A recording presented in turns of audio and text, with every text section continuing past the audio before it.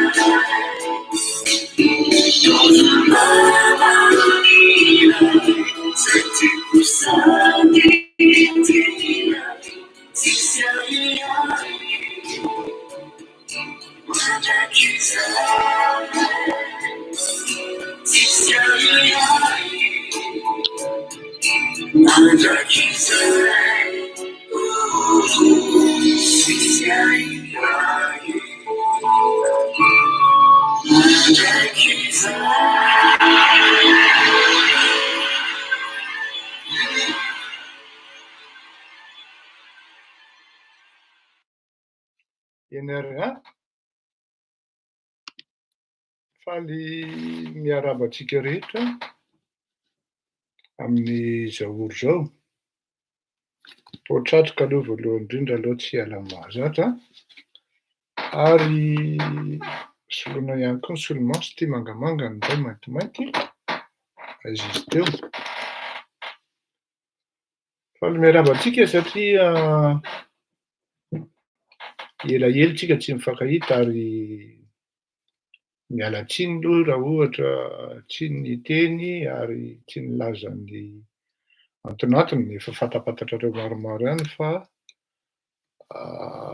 tsy maintsy nandalo fitsaboana ny tenako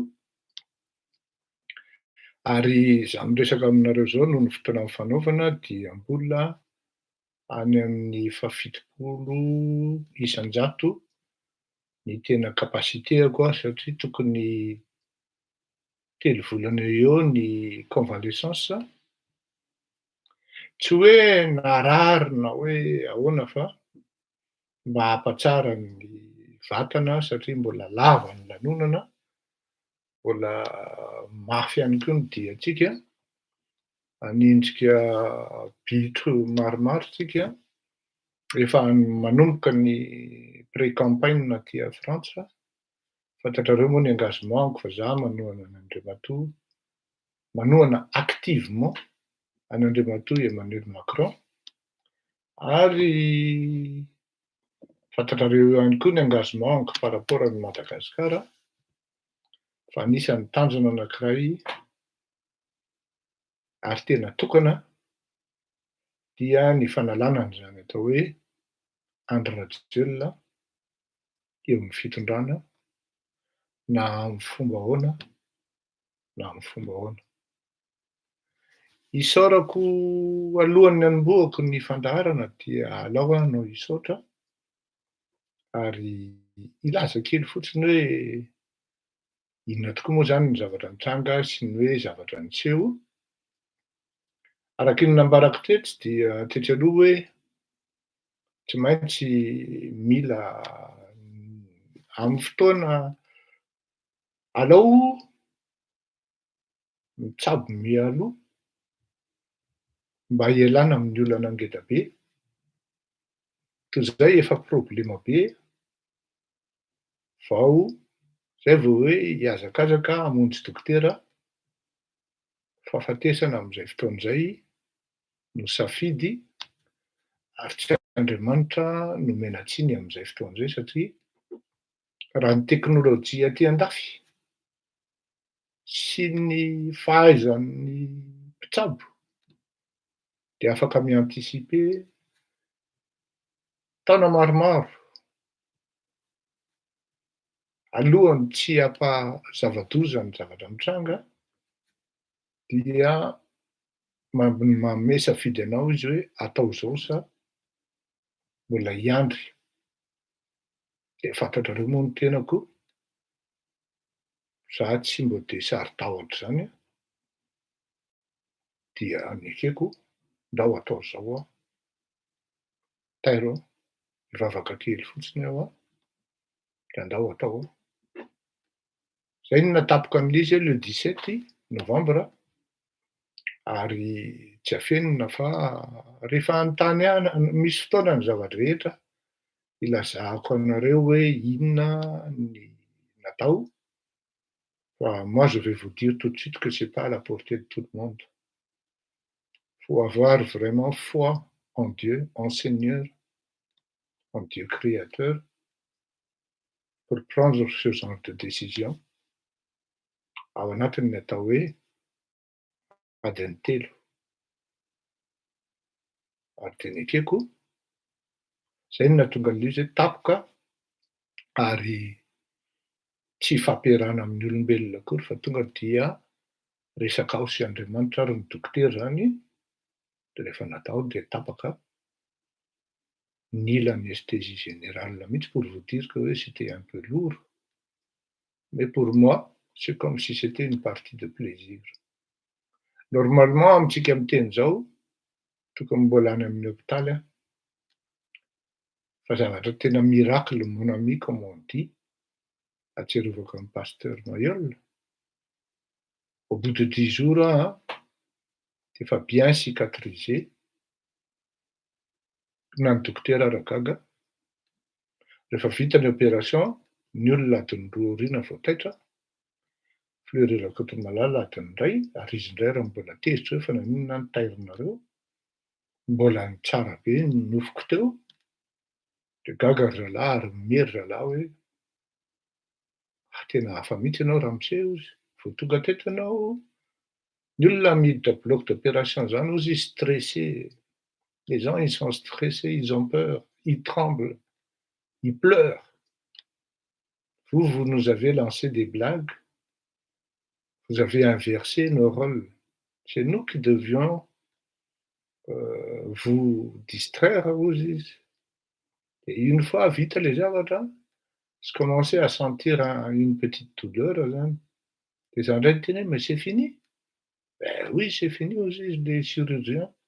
C'était un jeune homme de 30 ans. Moi je disais: «Oui, ben bravo les gars, vous avez fait un travail formidable, félicitations».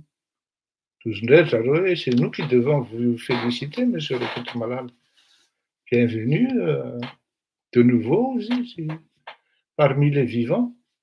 Mais c'est un miracle, au bout d'1 heure vous êtes réveillé». Ho an'zay dokotera namana mahafantatra an'zany mihitsy hoe adiny 1 ao anatin'ny après na opération lourde ianao taitra, dia mba anisan'ny hoe exploit ihany zany. Fa tsy izaho no dokafana am'zany fa rehefa alohany nanaovana an'io zavatra io aho, io opération io, de nivavaka aho. Ary izy Andriamanitra no tao anatiko niaro aho, satria de tena lazaiko anareo fa tsisy henoko, tsisy henoko. Ary na antsika manao fandahara am'zao ara, quand je vous dis, je suis à 170% de mes moyens, je ne ressens aucune douleur. Nefa agrafy no nasorona tamiko. Pour vous dire hoe raha tsy manana an'Andriamanitra ianao, aza mitetateta manao zavatra, ary indrindra indrindra raha tsy iainanao, raha tsy velona am'zany atao hoe amin'ny anarany, sy ny finoana azy, tsy atao vavaka fotsiny fa tena iainana hoaho. De za miteny anareo fa tsy moramora, na ity zavatra ataoko ity fotsiny ary. Ary zay no anisan'ny tena nanosika aho hoe tsy maintsy miteny aho, satria tena tsy tatiko le mahita an'le fijalian'le mpiray tanindrazana amiko. Tsy tatiko le maheno an'le vaovao imezan'ny olona fotsiny aty andafy aty.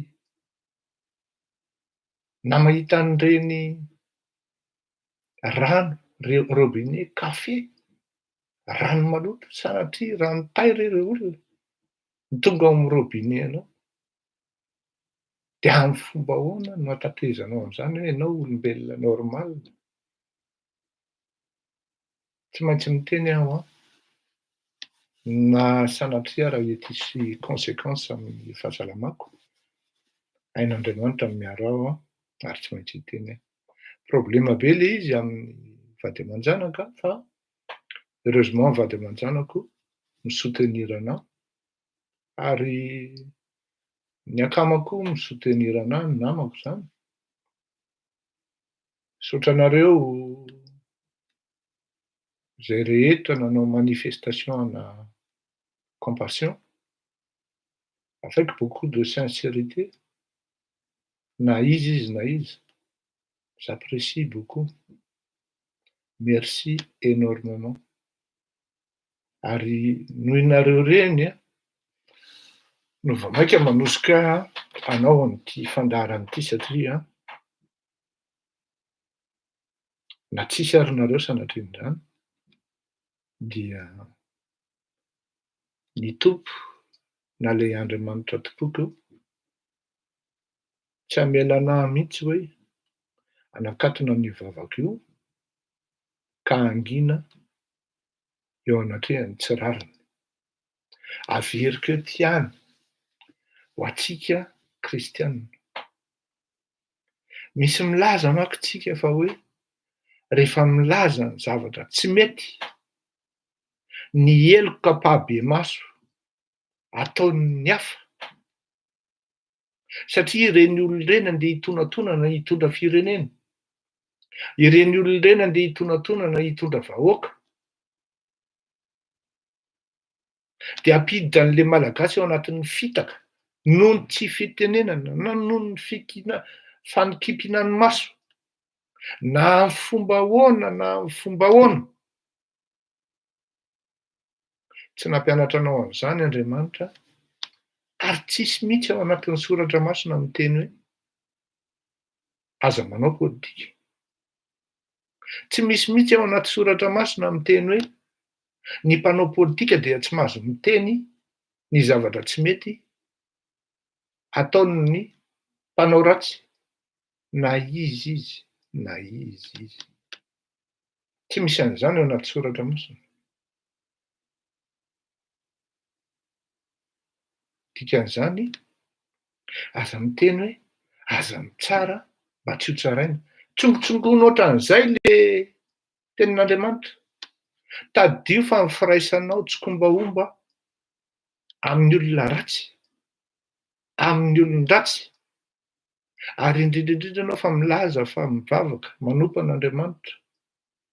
Eo manko mamarina, misy mamarina ny tenin-Giakoto, ny Lamahitso. Fa amin'ny ankapobeny aloha ny baziny diso ny eritreritry le rangahy iny. Fa misy zavatra marina tsongony ao anatin'ilay izy mba ahafahany motiver na milégitimer ny teziny.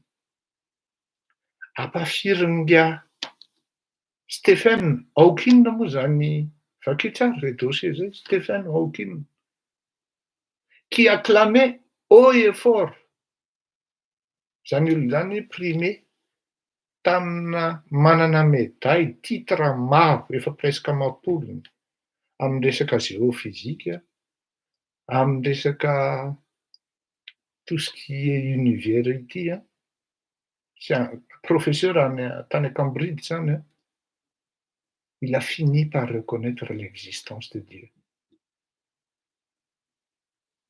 Raha tadidinareo le rangahy handicapé, de vakiny amin'ny masony ny ordinateur, de fantatrao ny zavatra teneniny. Anisan'ny savant mondialement reconnu. Jacobin, izy ty teo Pascal. Firy ny manam-pahaizana nanohatra an'io an'Andriamanitra io, tsy misy io, mais qui en finit quand même par passer par l'église lors de leur funérailles. Aza sangisangina Andriamanitra, tena milaza, aza sangisangina. Fa rehefa tratran'ny tsapoziny ianao, taddio fa taova kely iray aminao fotsiny kitihany, de efa miantso ny anarany ianao. Tant que mbola tsy mahavita molécule anankiray ianao, tant que mbola tsy mahavita cellule anankiray ianao, de aza mitetateta manaratsy an'Andriamanitra. Tena hanatra ny azy zany. Fa zao koa, ato am'le approche anankiray hoe jereo fa nareo kristianina mahantra daholo hatramin'ny nahatongavan'Andriamanitra. Dao io Andriamanitra hoe, ny soratra masina hoe katrao aloha ny fanjakan'Andriamanitra, fa manaraka ho azy zany rehetra zany avy eo. Ary lazainy mihitsy hoe ino ty izy teo, tena io harena io, tena katrahin'ny jentilisa mafy io. Anaty soratra masina zany. Tsy hoe raha manan-karena ianao zany de midika hoe tena milay e. Ary manan-karena hoe ahoana moa zany? Ampafirin'izany atao Bill Gates zany, ampafirin'izany atao hoe tompon'ireny Facebook, Amazon sy ny karazany. Fa tsy hoe raha manana villa kely iray ianao zany de manana fiara anankiroa telo de miparady hoe zany tena mety zany zao. Le fahaizana amin'io tsy hita hoe avere hoe ahoana koa. Tsy ikoto ny teneniko an'izany fa maromaro ny olona manao an'izany amin'izao fotoana izao a. Raha tafiditra amin'izany koa de il peut s'identifier s'il le veut. Ary zany tokoa re tsara anarina fa miteniteny foana. Fantako tsara zany koto ilay lila mahitsy zany. Raha avoakako eto ny tantaran'izany ho afa-baraka eo izy. Zany re tsara anarina mihitsy ary tenenina amin'ny teny masika hoe aza miteniteny foana leroa. Tena miteny anao zany raha aza miteniteny foana.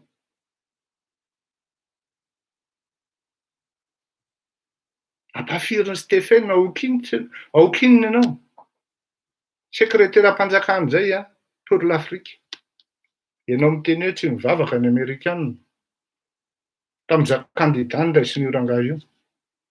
Tamin'ny andron'ny Obama zany. Andro zoma maraina ny tonga tao Brown. Dozy izy matsy anahy, ianao ve mivavaka? Eno aho tompoko. Ndao aloha tsika hivavaka ozy. Zay vao miresaka. Ianao mivavaka ozy. Nataoko. De ozy izy matsy ahy. Tonga de fantatro ozy izy niresaka ao a. Mila soutien ianao a. Mila an'izao ianao a.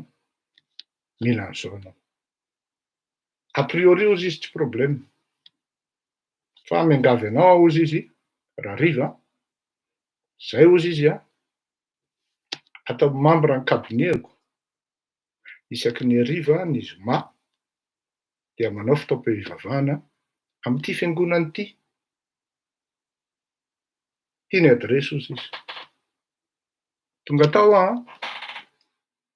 Efa niandry anahy le protocole. Akory ny agagako.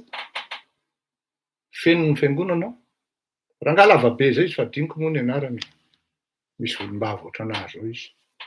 Celui qui s'occupait de l'Afrique, John, je ne me rappelle pas, mais il mesure au moins 1,90 m. C'est un grand monsieur. Ao amin'ny fiangonana io tena nilazainy tsara tsisy hoe teoranianina na teoranianina fa afaka mipetraka amin'izay toerany daholo ny rehetra. Fa akory ny agagako. Ianao miteny hoe tsy mivavaka ny Amerikanina. Mivavaka tompoko ny Amerikanina. Ianao miteny hoe tsy mivavaka ny Suisse, mivavaka tompoko ny Suisse. 2 fois tany Genève. Anisan'ny anatin'ny fianakaviako zany hoe Cool Roger zany. Ary tena lazaiko anao fa tsy ampafirin'ny Cool Roger ianao. Tena lazaiko anao zany. Vitsy ny malagasy manana an'izany atao hoe 3 étages, 4 étages avec scanner, des matériels qui coûtent des millions et des millions d'euros. Ny anankiray tao fotsiny ny 11 millions d'euros. An'ny docteur Cool Roger zany. Izy ny patron amio. Marina fa misy société anankiray nataony fahity fa il a repris. Amin'iny le avenue principale ny epitan'le lac iny nisy azy fa tsy tadidiko moa. Tena lazaiko anao fa raha ny appartement ny fotsiny any Genève natory tao a. Farafahakeliny any amin'ny 200 mètres carrés. Gaga be aho hoe nareo mivady rery ve mipetraka ato? Mbola manana maison secondaire izy amin'io. Villa ngeda be koa. Efa de olona tanao tsara Cool Roger iny, tena modeste que ce gars-là en meurt. Ny zanany tafita be daholo, dokotera, n'inona sy ny karazany. Tsy miparady zany se fa. Tsy miparady. Tsy ilaina lehibe zesta, tsy ilaina. Tsy raha mba amintsika aminao etsy Andriamanitra zany manome fahasoavana ho anao de iny ihany ny tena tsy ankafizako amin'ny rangahy zany iny hoe rehefa tsy mino rangahy aza patipatiana ny finoan'le olona.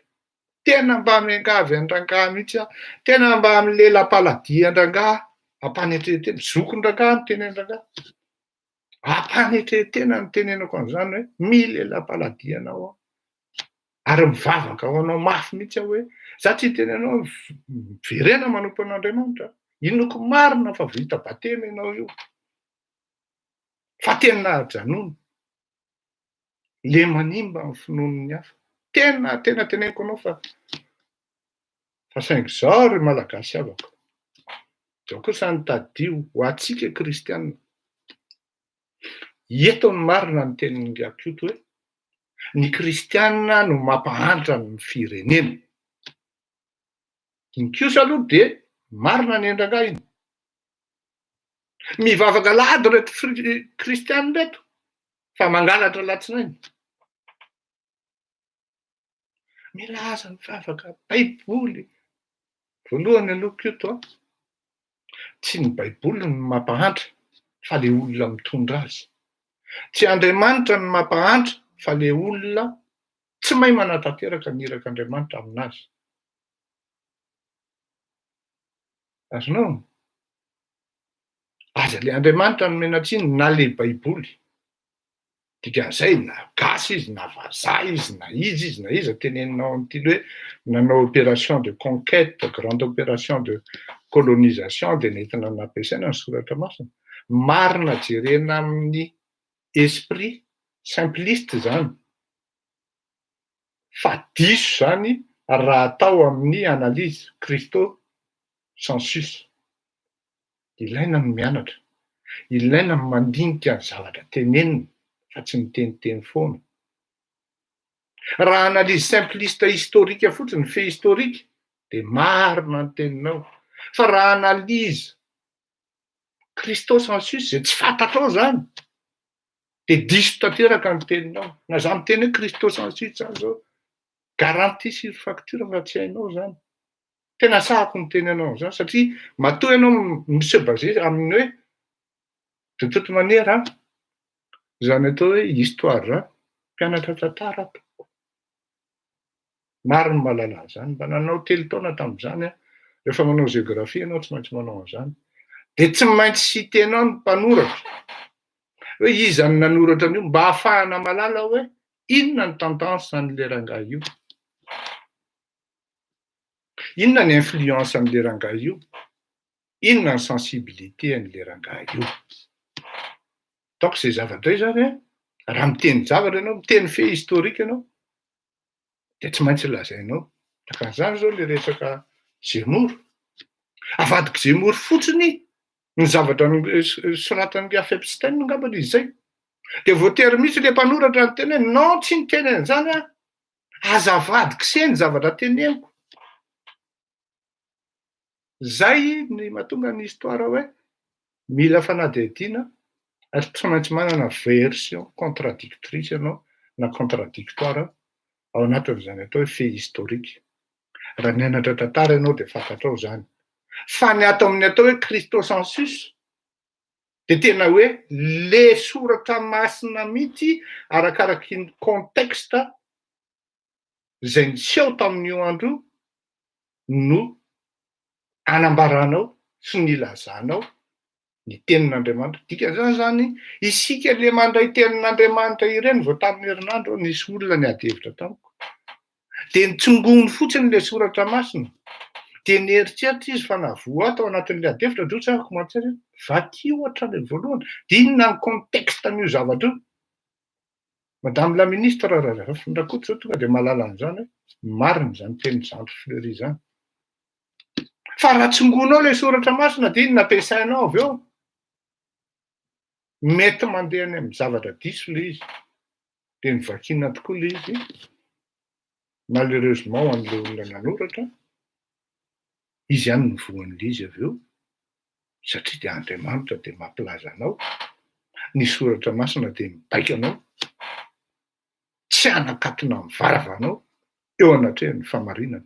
Fa voatery anao tsy maintsy milaza ianao, na inona ny andraisan'olombelona zany, na inona hoe rehefa misy olon-dratsy io ka te hieritreritra izy, rehefa olon-dratsy fotsiny izao indrindra fa olona te hitondra firenena, zany hoe andeha ianao zany andeha iray tsikombakomba amin'ny olona io amitaka vahoaka. Taddio fa meloko tokoa ianao zay, meloko ianao satria mpiray tsikombakomba. Zay no mahatonga ny akoto, si je veux bien comprendre ikoto zany hoe ny aty amin'ny diso izy zany amin'le baiboly no nahatonga an'io, ny fahatongavan'ny fivavahana no nahatonga an'io. Non, le kristianina mihitsy no hoe zany rehefa lady aho mivavaka de afaka ny eloko e. Zay le soratra masina tsongotsongoina. Non, tsisy an'izany. Rehefa mitondra firenena ianao de manaova famarinana. Ary tsy marina ny tenin'ny misy mpanao politika iray miteny zay hoe raha olona mpitondra firenena ozy izy mimpanan-karena, mpangalatra izy zany. Mpangalatra izy zany. Ary tena marina zany raha mpitondra firenentsika io teo be sarety no mipetraka e. Matetika atosika le BMW zay. Oui, BMW 3 porte nefa izy menakavy anakenina. Raha tsy diso telo vavy, ray lahy, de izy mivady firy zany, 3, 4, enina. Tsy mbo anatin'le BM akory. Zany hoe raha mivoaka zany io fianakaviana io mpitondra firenena io, de voatery tsy maintsy misy mandeha taxi tamin'izany andro any. Zao nefa izy menakavy iny Cadillac. Fantatrao ny vidin'izany Cadillac zany? Raha iny le qualité-ny farafahakeliny iny $90,000. Farafahakeliny. Ka io mahatonga an'izy hoe misy voasary kikio tao anatin'le hevitra satria voafitaka. Ilay kristianina toko, ary marina ny tenin'ny seha amin'iny parti iny. Ilay kristianina toko no mampahantra ny firenena. Ilay kristianina takany hoe Andry Rajoelina. Samy nanao daholo reo. Ity iray ity aloha no eo.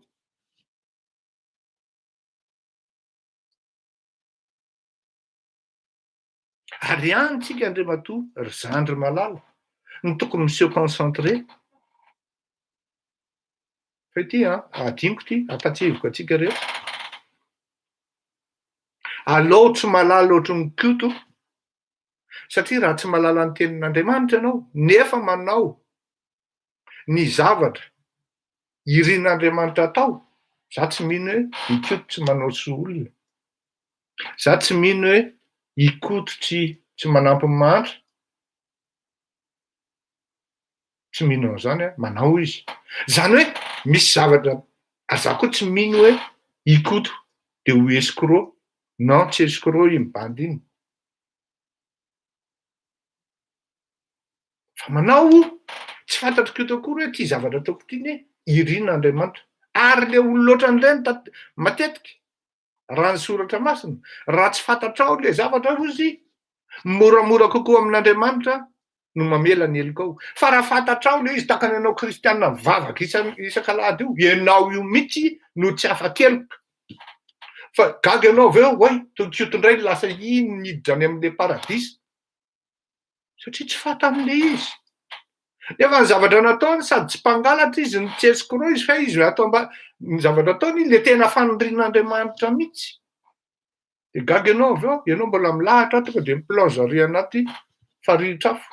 Koto mandeha autoroute miakatra any amin'ny paradisa. Toy izany hoe miangatra Andriamanitra? Non, tsy miangatra izy.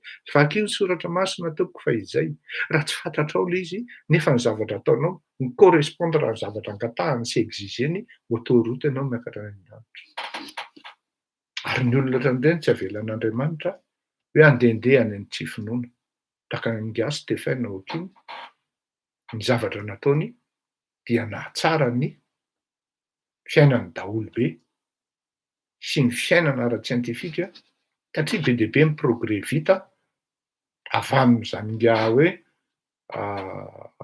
Stephen Hawking zany, ary betsaka mihitsy ny hoe progression na ino izy teo hoe kristianina marina ny ianao madame Minisoa, kristianina sandoka miafinao ambadiky ny fivavahana, tokony any ny tondrahanao anazy ry rahalahy zandry a, fa alao tena mba miangavy ary zandry aza manabatibaty an'le finoan'ny olona rehefa tsy mihintsy a, fa za koa aloha tsy mino hoe tsy mihintsy hoe tena azafady fa io zany a tsy afaky ny andeha hitsara an'se fa ny tena ny tsy mety teneniko hoe aza badibatiana le finoan'ny olona fa na za zokinao ara tohana am'ireny. Zay mahatonga anahy mi-intervenir publiquement satria efa maro loatra le olona miangavy hoe tena mba teneno Zokibe Fleury Koto. Raha afaka miteny Rangahy aloha za, si je puis me permettre, azony Rangahy valiana hoe zany Fleury zany tsy aninona zany, tsy de mampaninona ahy zany. Satria za tsy mila hoe ata andraindraina koa hoe enjana na hoe ohatran'izany. Fantatro ça me suffit largement. Anao Antsova eto. Fa alohan'izay aloha zany a, zay aloha no tatasika zany tena tiako zay satria nandeha resaka be le izy tao anatin'ny 2 herinandro ary tiako ho fantatry ny kristianina mihitsy fa ianao io maro loatra amitsika no amezako an'iny teny iny zany. Maro loatra amitsika mipiatsara velantsika. Tena alao tonga de teneniko hoe ireto mpanohana ny Andry Rajoelina, ireto mpanohana ny Ravalomanana, samby nahafantatra ny vitan'izany Andry Rajoelina zany reto tsika tompoko. Efa teneniko anareo fa zany Andry Rajoelina zany ny tompona andraikitra tamin'ny 7 février. Ao ny proof ny expertise balistique ao amiko ao tompoko. Tsy miteniteny foana miteny an'izany ary efa nidemontreko taminareo zany. Ahoana mihitsy moa nafahan'ny olona vao amin'ny palais hitifitra basy ka mipetaka ety amin'ny rindrin'ny trésor. Ahoana mihitsy moa nafahan'ny olona vao amin'ny palais ka amin'le éclatement-n'le grenady de rindrina avy aty ambadika mitodika aty amin'ny Louvre amin'le poteau be iny na impactana balle avy aty ambadiky le poteau. Mba hazavao amiko hoe tompoko tena grave noho n'le balle miracle ny izy teo JF4 ty. Samby malala an'izany tsika, samby malala ary samy nahita, maro no nilaza fa nisy setroka mivoaka avao amin'ny trésor. Ahoana ny idiran'le balle zany na le grenade hoe misy tena banky tena enjana be ne zany champion du monde amina lancement na grenade. Zany hoe le grenade zany nandeha nanitsy ohatran'izao de nandeha nahitsy ohatran'izao de mivily ohatran'izao namaky ny fitaratry ny trésor amin'le boulevard iny zany de nivoahan'ny setroka. Fa ny tena marina, avao le nitiftifitra de mbola tavela le setroka de azon'ny mpanao gazety tsara. Fa nafen'ny la gazety moa zany zavatra any hatramin'izao, fa namoaky in-droa in-telo fotsiny izy de zay.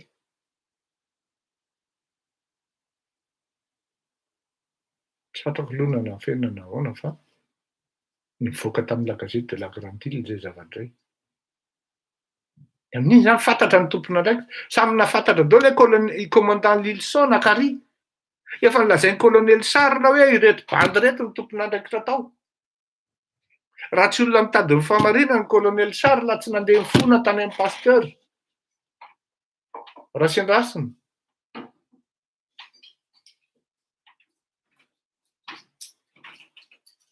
Azafady aloha fa inona fanafody vetivety. Ka alohany nanaovako an'le ino izy teo, de araky ny teneniko anareo hoe ireto le mpino ny Andry Rajoelina. Samy nalalitsika fa nisy zany aza lambo, nisy zany fanagadrana amin'ny malagasy amanjatony. De akipotra hoe maso tompoko hoe efa niova izy e. Efa niova izy. Oui, merci maman. Aloha za inona fanafody satria tsy maintsy respektena le heure tompoko. Miala tsiny.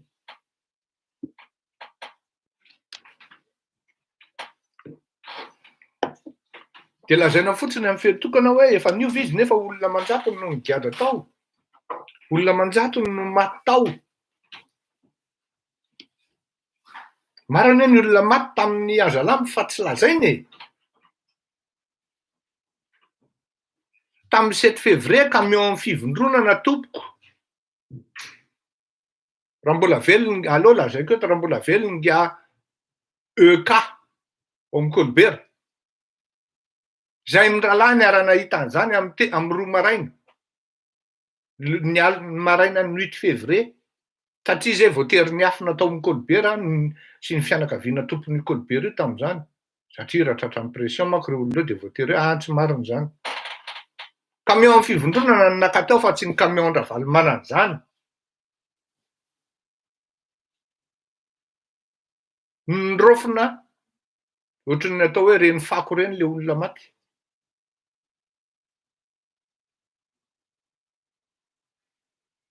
Zava-be zany. Izay le fahanginantsika izay. Ao anatin'ilay tsikombaomba no mahatonga ny olona miteny hoe ny fivavahana no manimba ny firenena. Satria ilay kristianina mihitsy no manakipy ny masony ao anatin'ny zavatra tsy mety ary manakatona ny vavany ao anatin'ny zavatra tsy mety. Ka na vahita ara tsy mety eo dia mbola lazaina fa mety ihany. Fa niova dada ka.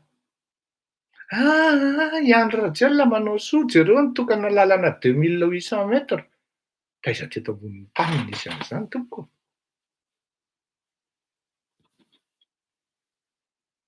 Taiza teto ambonin'ny tany misy an'izany hoe filoham-pirenena dia nirezaonina amin'ny école anankiray. Lasa no mitedrateta amin'ny fianarana iray tsy any soavaly na izara Kotomalala hoe tena rehefa tena hiezaka manao appel international mahavita an'izany. Un président, il doit raisonner sur des milliers d'écoles primaires, sur des centaines de collèges et de lycées, sur plusieurs dizaines d'universités. Dia lasa ny olona anaovanao bling-bling, cinéma ery nefa ny olona efa lotika na mahita ny tavanao ary. Fa lotika ilay malagasy na tonga zapeo any raha io. Miantsolona ianareo, miantsolona ianao. Angaha nareo tsy mba mijery vaovao e. Alohanay mijery film président. Zay makatsy Andry Rajoelina, mijery atsy Andry Rajoelina. Lotika amin'ilay bandy io zay. Okey ary. Aleo ianao ny tir ty fa tir ty no tena moteurako. Mba ahafahantsika androany aloha dia christocentrique miala tsiny aho. Afoy quando ni ai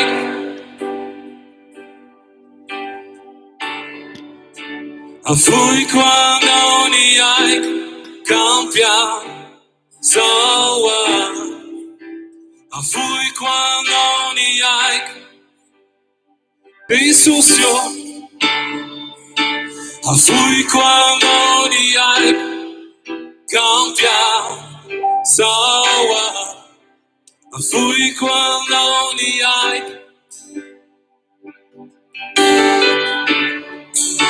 Afoy quando ni ai cambia soa Afoy quando ni ai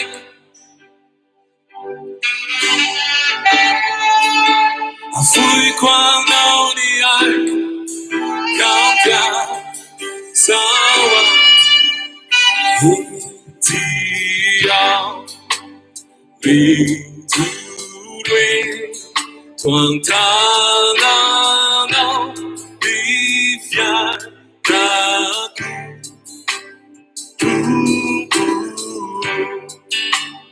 Yandiao diait Rufani rina Ise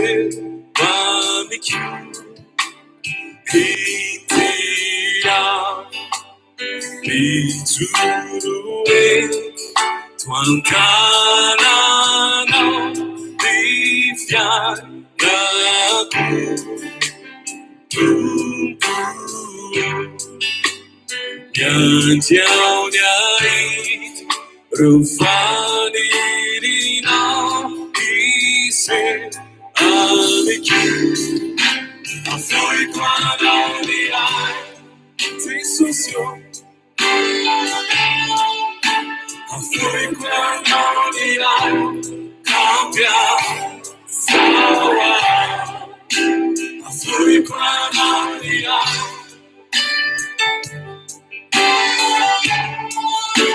Afoi Kwanao Ni Ai Kampia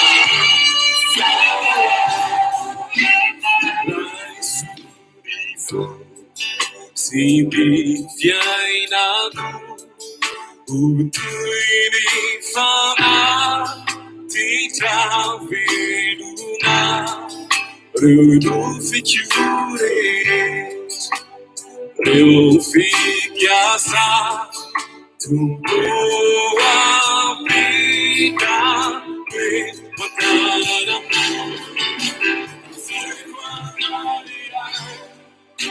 Tisusio Afui Kwanaunia Kampia Sawa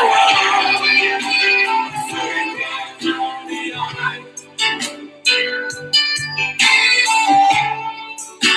Afui Kwanaunia Kampia Sawa Afui Kwanaunia Tisusio Afui Kwanaunia Kampia Sawa Afui Kwanaunia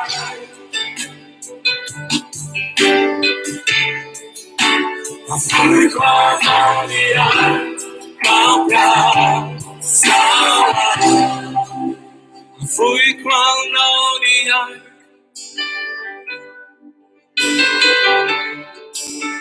Afui Kwanaunia Kampia Sawa Afui Kwanaunia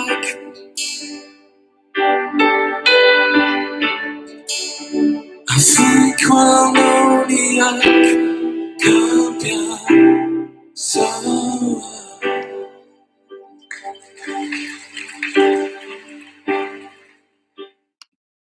Zay mihitsy maro loatra ny privilège azoko tamin'izany atao hoe daty afenina fa tsy de hoe olona hoe ahoana e. Tena mba anisan'ny jilamboty ihany koa taloha ary anisan'ny naditra ihany koa. Fa io rehefa tonga le fotoana hoe eto ny tapitra de tapitra zay zavatra zay. Ary raha tena dinihana hoe ialahy ve no tena gadada ry Fleury? Tena rehefa nandinika ianao. Na izao hery entiko eto aminareo zao ary tsy izaho mihitsy ny mafy. Mbola ijoroako zany ary tsy mahamenatra azy zany. Tsy izaho mihitsy ny mafy. Tsy possible zany hoe au bout de 20 jours zany ianao mba manontania olona après une opération lourde de opérationnelle ohatran'izao afaka miasa tsara ny cerveau. Ce qui reste, ce sont des mains qui tremblent à cause de l'anesthésie générale. J'ai du mal à écrire. Oui, je ne vous cache pas. Bon, passons aux choses sérieuses.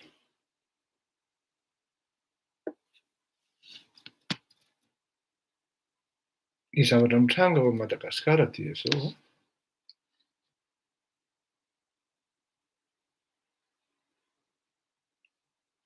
Rehefa tena dinihanao le zavatra mitranga dia ny calcul politika ary négo na fitiavan-tena ego surdimensionné hoy ny vazaha. No tena ngeda be. Tena mibahana loatra. Miresaka amiko daholo ireo mpanohitra ireo. Eny fa na dia ny any anatin'ny fitondrana raha tsy manafina an'izany hoe raha raha-pirenena no resahana tsy maintsy mifampiresaka. Fa ny tena mibahana dia le fitiavan-tena. Fitiavan-tena ny mpanao politika. Sasany tsy mieritreritra akory ary tsy mandinika akory hoe possible ve ianao ty ho lany ho filoham-pirenena? Dia mitsefatsefaka. Entin'le facilité fotsiny hoe raha vao filoham-pirenena dia kalabe avy eo satria afaka mangalatra, afaka manao an'ity zavatra rehetra ity.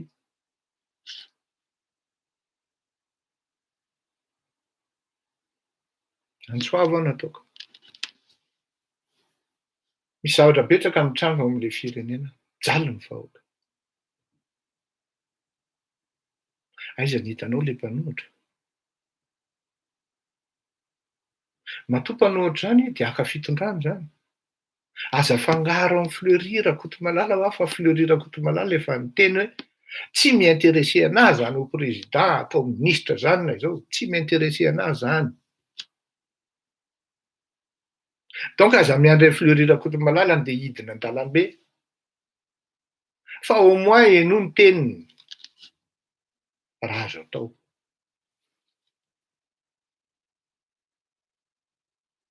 Le ego surdimensionné. Manangona olona ny atsy. Jereo tsara anie. Hanika. Vitsy olona voanginy atsy. Atsy misy manangona olona dia mba mahazo exploit kely. Dia mieritreritra hoe tompony. Dia manangona indray ny atsy.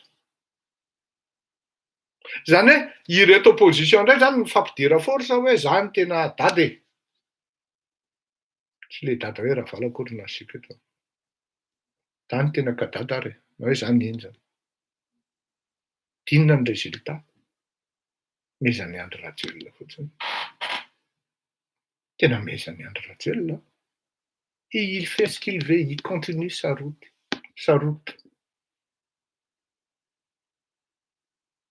Ataony daholo izay mahadia volana ny sainy sy ny karazany. En fait, pour moi, l'opposition ne joue pas vraiment son rôle. Est-ce qu'on entend les opposants à la radio? Tous les jours.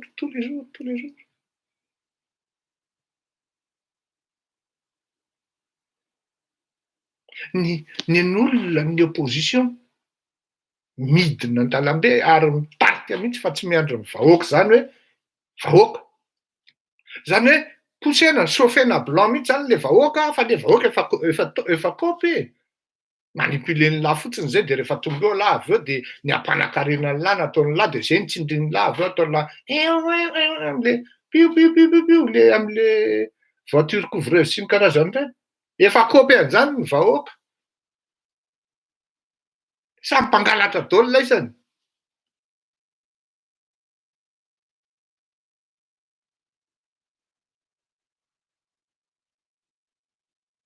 Dikan'izany dia izao.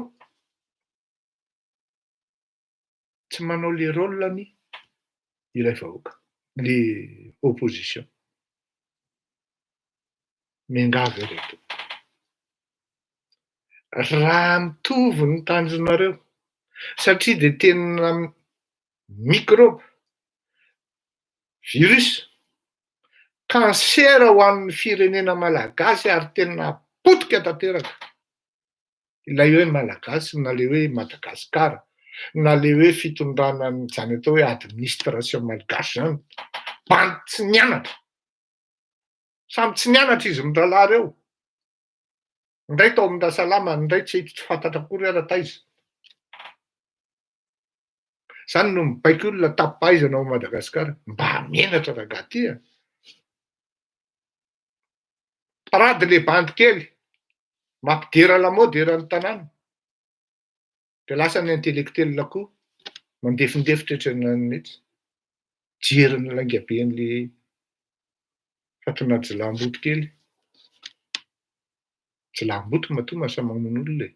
Jilamboto matoa mahasahy mangalatra e. Il faut appeler un chat un chat.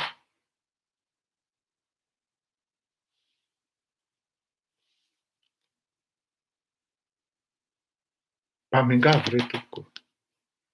Ampandefy ro le fitiavan-tena nareo filondohana parti ireny. Teneniko manokana Andriamatoa Ravalomanana. Satria de maro amin'reto opposition hafa no miteny hoe zay indray aloha raha vao hoe Ravalomanana zany de tsy hanao zay satria tsapiany Ravalomanana eny am-panidinana. Maromaro ny opposition miteny an'izany. Fa tsy samy teny. Afeniny. Satria hoe sao de tafatapoka Ravalomanana de lasa hijoro fahavalon'ny Ravalomanana tapoka eto. Raha tena grand marina Andriamatoa Ravalomanana de tena mahay mampandefitra ny ampopony noho ny tombontsoa ambonin'ny firenena. Ary izy mihitsy ny tokony hampiantso hanao convention, hanao fifanarahana miaraka amin'reto opposition maromaro isian'ny fanambaram-be, isian'ny fampitambarana, isian'ny union sacrée. Tena mba miangavy re tompoko. Za tsy miteny hoe mandeha fery ianao. Fa raha tsy izay tonga ny fifidianana, na de niteny ary hoe nini de ny vahoaka ihany no mahalala an'izany. Mety any aminao misy problema budget ny ahy mandeha tsara ny feo ato. Ianao rery mitaraina an'izany.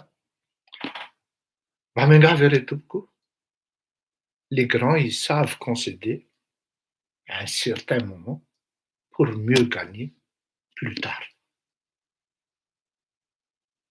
Za zao de mahita Guy Xavier Bertrand zao, même s'il n'a pas été élu lors des primaires des Républicains, moi je le considère comme un grand. Il voulait aller seul, il voulait y aller seul. Mais à un moment, il s'était dit, ma couleur est là, les Républicains. Tato no nandaniko ny fatandrako, tato no nitolona. Je fais taire mon ego surdimensionné. Il a rejoint avec beaucoup d'humilité.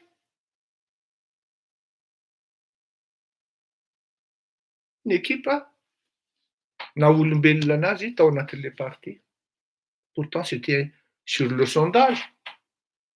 Il était classé 3e à un moment. Il pouvait vraiment y aller. Ce n'étaient pas les sympathisants qui manquaient.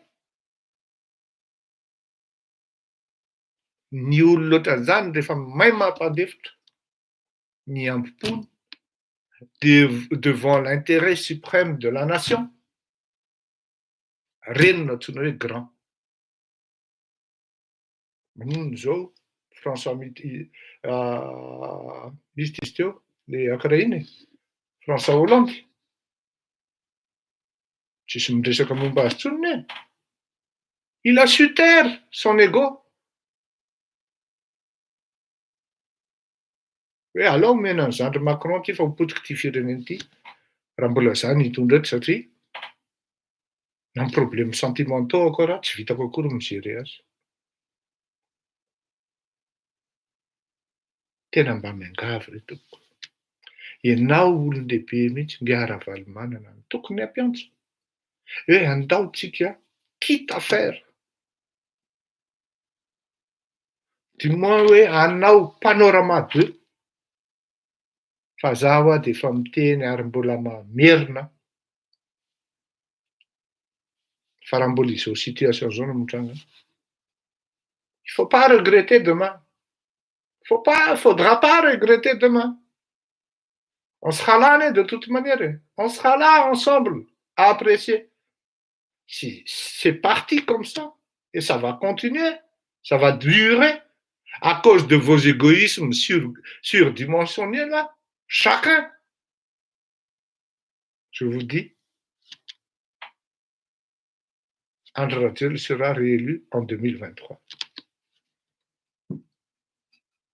Aza mitabataba amy la France, aza mimenimena amy la France. Amony sasany zany rehefa ilainy le la France dia lasa izy manatitra akory. Fa rehefa tsy ilainy le la France dia hopainy colon, sale colon, zao sy ny karazany. Qu'est-ce qu'on n'entend pas? Et vous croyez que les gens ils sont dupes? Rehefa ilainareo izy dia la France, on est français, on a le droit. Tambadika nefa nareo. On déteste les Français, c'est à cause des Français qu'on est pauvre. Il faut être un peu cohérent dans ses logiques aussi, les gars. La preuve, il n'y a pas de réponse depuis. Il n'y a pas de suite. Vous avez déposé le courrier au niveau de... Une question par le courrier omnipalais.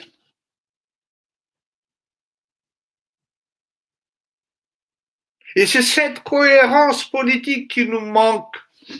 On n'est pas logique avec nous-mêmes.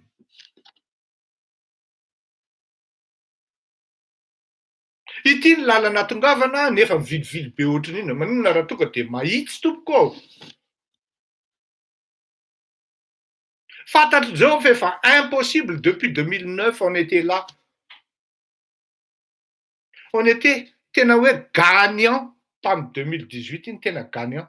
Mbola averiko zay raha Valimanana avait gagné cette élection. Mais seulement le peuple ne voulait plus suivre les caprices de Ravalomanana. Voilà pourquoi André Rajol il pouvait décider et même dénaturer le résultat du deuxième tour pour faire gagner la HCC. Ce n'était qu'une machine manipulée pour faire gagner André Rajol. Tsisy vahoakan'idana. En 2023 avait injustice. Non, ils ne vont plus descendre les vahoaks. Tant que vous-même, vous ne soyez pas solidaires entre vous, les opposants, vous allez droit vers un mur qui n'a pas un nom pour l'instant, mais demain, il s'appellera André Rajol. Ça, je vous le dis sincèrement.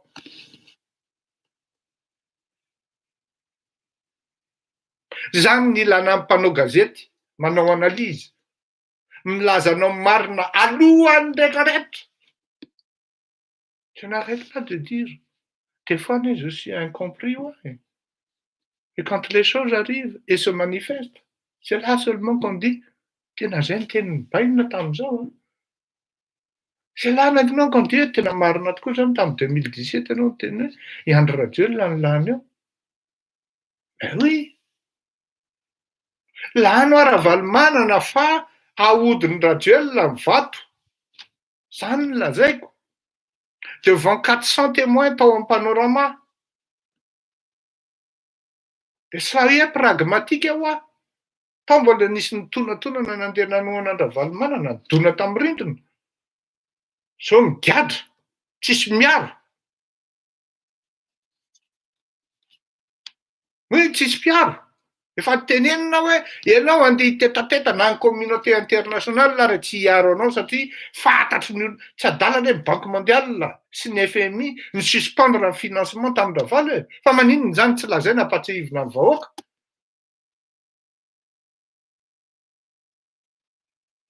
Dia ireo indray ve ny fasiliten'ireo torony zany olona zany.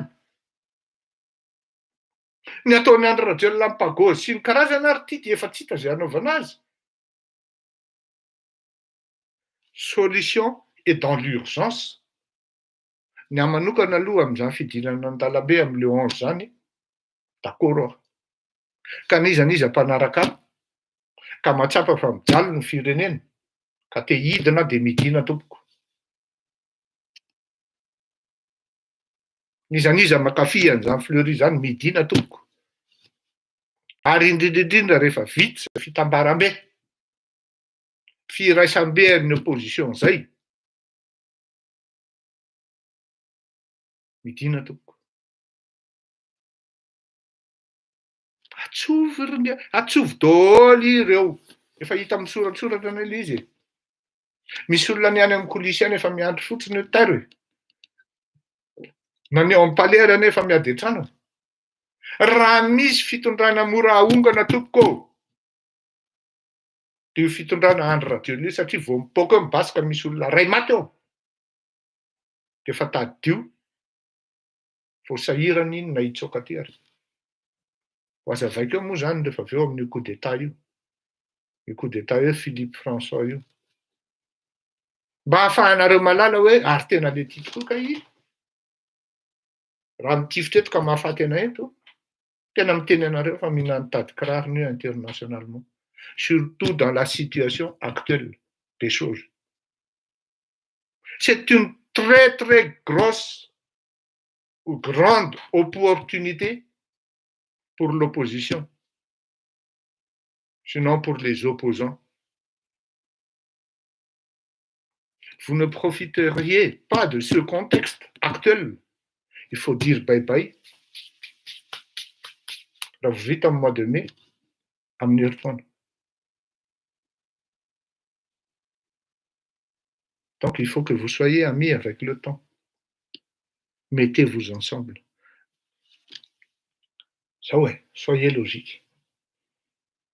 Mba sarotra ihany zany hoe midina eny an-dalambe ny ray aman-dreny faleo.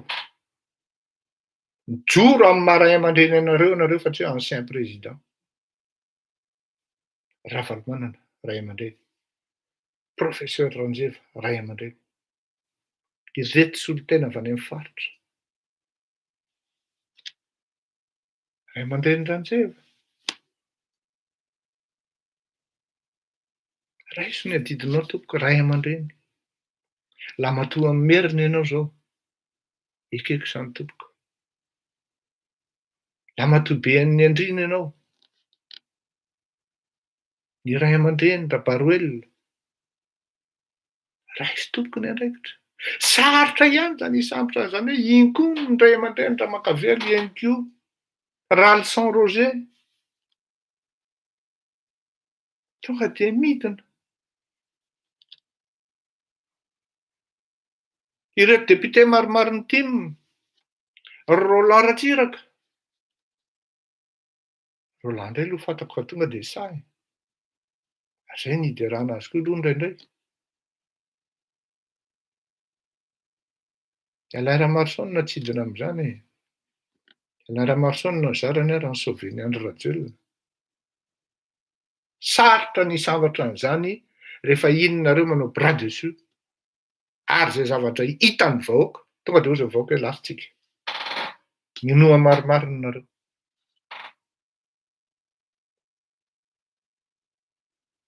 Minoa maromaro nareo aho. Ataovy mettez en place cette union sacrée. Mettez en place cette union sacrée. Asivy convention mazava. Asivy comité mikarakara an'ilay convention. Mazava io zavatra io. Hoe azo ny fitondrana, inona ny zavatra mitranga, inona ny zavatra tsy maintsy tantarahana. Dia amin'izay fotoan'izay mazava ny lalana. Tsisy resaka hoe hijapy anina na hoe hijapy anina. Ary aza maka fahavalo ny miaramila. Aza maka fahavalo ny pôlisy. Zanakitsika daholo ireo. ray aman-drenitsika no mibaiko ao. Aza maka fahavalo ny ACC. Fa nizaniza tonga eo de mety aminy io ACC io. Aza makamaka fahavalo ny CNI, fa nizaniza tonga eo de mety aminy io CNI io. Aza de mety tsara velatsy loatra. Na ianao koa ary tonga ao de amboarinao ny CNI arak'izay mampety anao.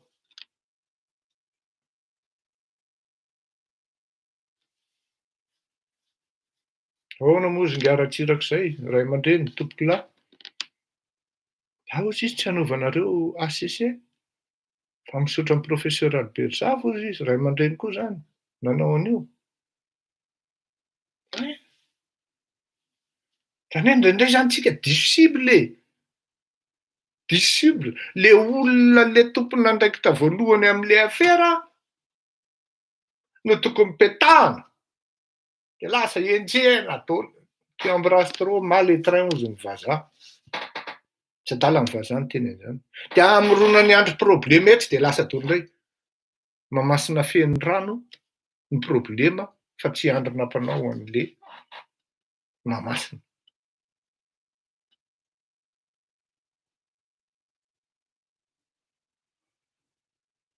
Mettez en place l'union sacrée. US. Tampa be. Tonga de zay hitsoina azy, Tampa be. Napitako zay izy tompoko. Tena nataoko hoe antsoavy mihitsy miaraka amin'ny fiangaviana hoe apatrouille, laissez taire vos égos surdimensionnés. Fa raha mandeha tsy tokatokana ohatran'io nareo, tsy vitanareo. Aza manofy. Tsy vitanareo. Na misy olona ray any ambadika any mieritreritra hoe ho resiko André Rajoelina rehefa tonga ny 2023, aza manofy. Aza manofy.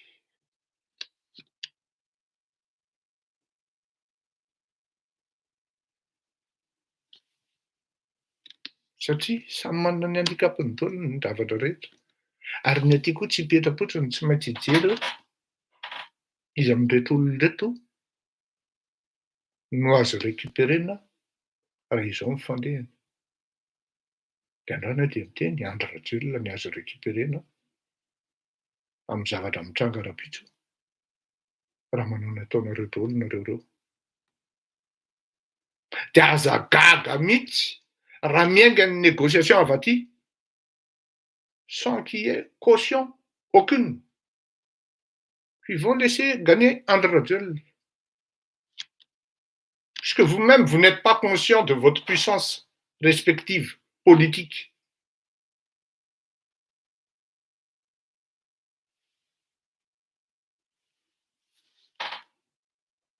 Tsy conscient am'le puissance anareo fa midedaka fotsiny. Mandrainga, efa mety tsaratsara ny fifandraisan'ny dada amin'ny frantsay. Za manofy izy. Iza nandengeana amin'izany e? Efa mba metimety amin'izao. Tsy afenina fa ratsy de ratsy zao ny relation André Rajoelina miaraka amin'ny frantsay. Mais ça ne veut pas dire que de l'autre côté s'améliore aussi. Ary misy olona ny eritreretina sy ny dinihana kanefany rehefa ny dinihana koa vao mainka mety ho gravy ihany keo. Qui embrasse trop mal les draps.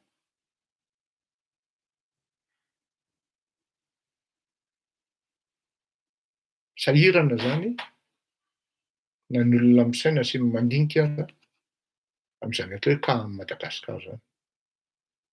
Sahirana. Eritreretina zany ny olona indray sahirana laplasintsika hoe ahoana mihitsy ara ny andanan'ity firenen'ity amin'ny lala mahitsy. Ka na le vahoaka ara ny kivalavala koa. Ohatrany hoe on dirait mety amin'le vahoaka zany, on dirait que ça plaît. Ça nous arrange de vivre dans la merde. Dans l'obscurité. Vraiment dans la merde. Efa zavatra merda no tonga anaty lavabo anao, mbola miteny ihany ny assedra andretsitoina hoe tsy politika ny itenenako an'izany fa mba zao assumeako ny teniko. Roviana ihany misy malagasy responsable ao Madagasikara ka asahijoro hoe non, ça suffit maintenant.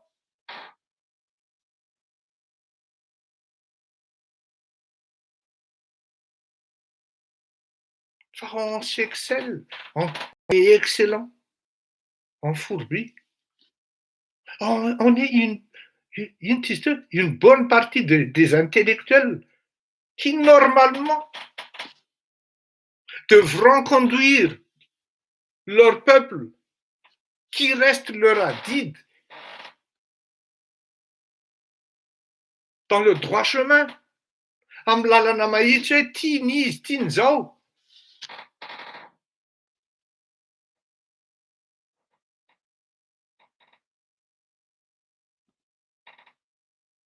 Fa le mpanao politika na le olon-dehibe tokony hametraka an'le zavatra. Tsy vahoaka mihitsy mekitsiny fa ny olon-dehibe na izy na iza ao Madagasikara dia le fait nareo tsy miteny, tsy mandray ny rôle anareo, tsy manao bloky anankiray ngeda be,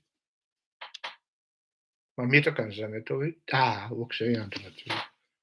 Fiangaviana le fanahy voalohany, miangavy anao zay Andriamatoa Andry Rajoelina. Misy fionana mihitsy de tonga daholo le ray aman-dreny rehetra. Miaraka amin'ny taratasy mangataka amin'ny fialana. Mazava ho azy fa tsy ho raisiny nareo amin'izay. Misy ultimatum roa telo. Fa ny telon'izay vao, fa ny nefan'izay vao midina eny an-dalambe. Mi-annonce hoe izahay ray aman-dreny reto dia hidina an-dalambe, ampisehoanay ny tsy ankataovanay ny hipetrahan'ny Andriamatoa Andry Rajoelina intsony ao anatin'ny fitondrana. Tsy misy teny ao na iray ara hoe zay hitariky ny vahoaka satria mampigiady zay. Fa izahay ray aman-dreny reto fa ny zavatra hitranga dia ho avy ny vahoaka anaraka anareo. Tadia izay teniko zay. Ho avy automatika ny vahoaka anaraka anareo tompoko. Ary misy taktika ny fanaovana an'izany. Hainareo mpanao politika zany e. Hainareo mpanao politika ny taktika fanaovana an'izany.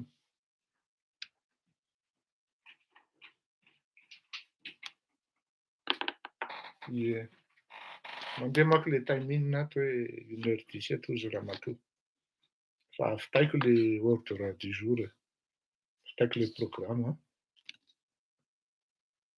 Ka mazava angambany amin'iny zay hoe mivondrona na adrininareo ary sady tsy olana amiko zany rehefa tanteraka d'ailleurs za tsy angataka ininona aminareo koa e. Rehefa tsy vitanareo zany zavatra zany, fantatry ny vahoaka nitodihan'ny masony. Fantatry ny vahoaka ny lalana tokony andanany hoe reto tsy crédible. Sakaletaka daholo ka reto. Na mifankatia samizy ary tsy vitany akory. Fa dia eritreritry hoe resinay Andry Rajoelina en 2023. Tel que je vois là les prétendants rehetra sans exception. Vola rina eny am-baravarakely. Tena mikoza zay. Président, ianao nga tsy ho candidat en 2018, aza manofo aho. Raha ty tsy manam-bola rina eny am-baravarakely aho. Fa ahoana président, ianao ne manana chance. Aza manofo. Tavy rangahy ty no mitenin'ny olona aza miditra amin'io. Lany vola fotsiny eo. De ianao izaho andeha hamono tena hiditra amin'io?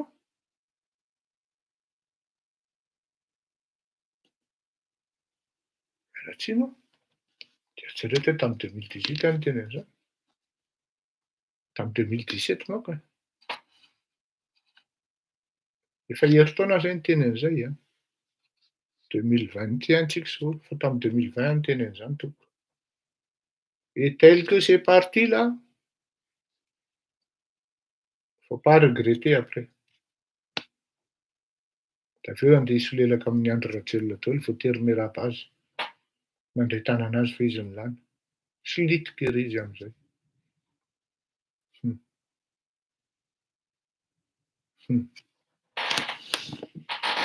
Atao ary a.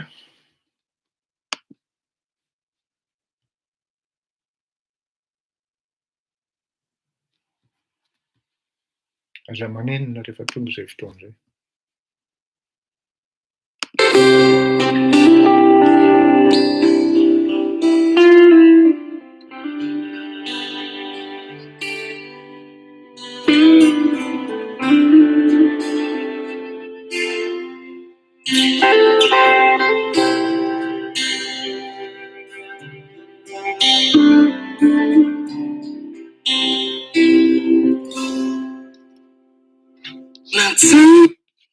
Ity dia atolotro ny vahoaka malagasy ity ity.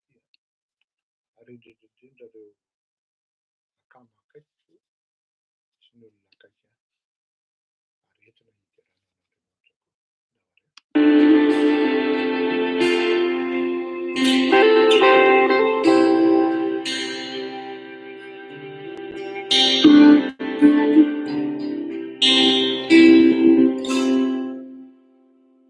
Natsanganao zanakawa, natsunao uzandunao, famula panutangef, manutanyay, wayanao. Inamatapude sonso, inamavayakwanawe. Timola naita fitiada now, liguei tuzao. Rambulada now, sono famili quitao canal. Now to me for secrets out canal.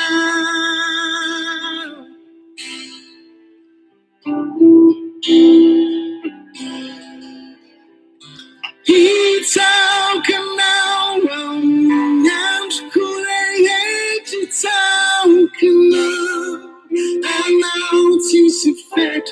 It's out canal.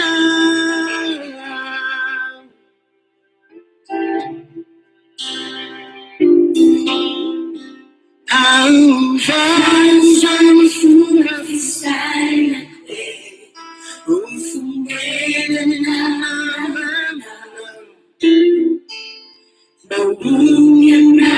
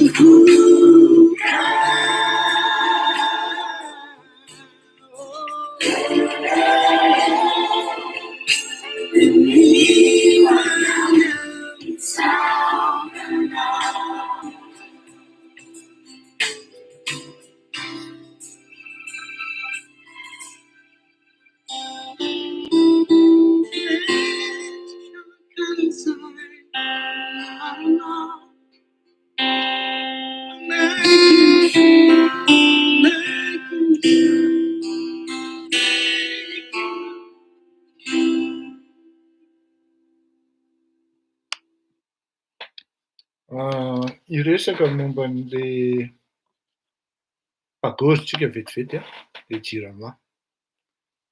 Et qui vraiment sont les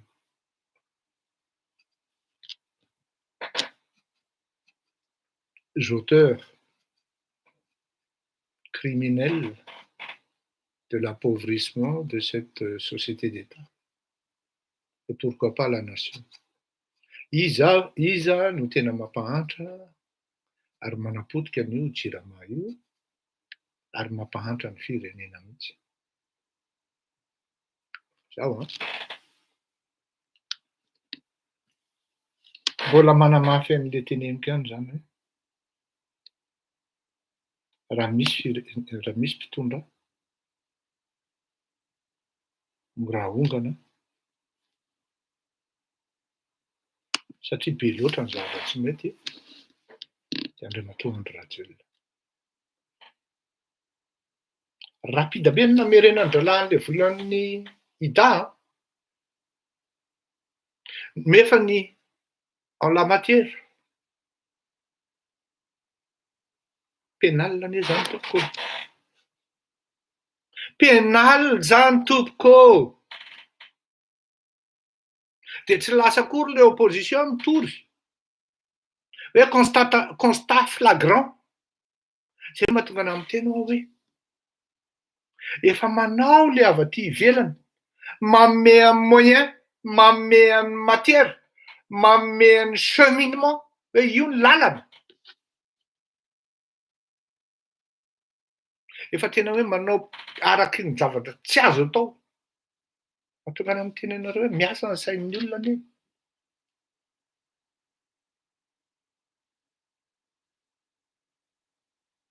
Izay misy an'le blocage raha merina an'ity kosa aloha tsy mahavita zay. Kanefa le olona mieritreritry ny verina tsy mahavita an'izy, tsy tsapany akory hoe ity zavatra ity ne azo toriana. En la matière et en l'espèce, détournement budget. Aty ny chapitre mihodina lasary. Tsy mila miconstituer preuve tsony fa le courrier-ny Banque mondiale Ida no preuve incontestable.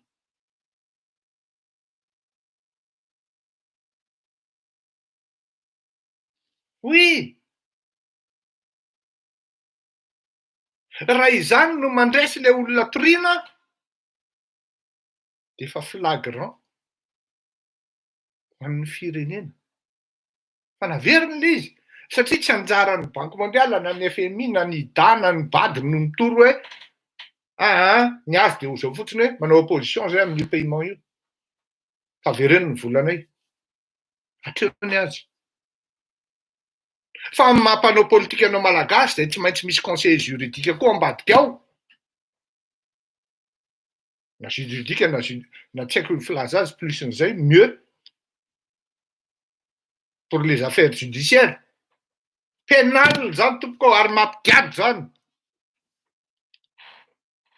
Tsy maintsy fantatra hoe iza ny donneur d'ordre amin'izany. De tsisy afa-tsy anankiray filoham-pirenena. Ministre des Finances.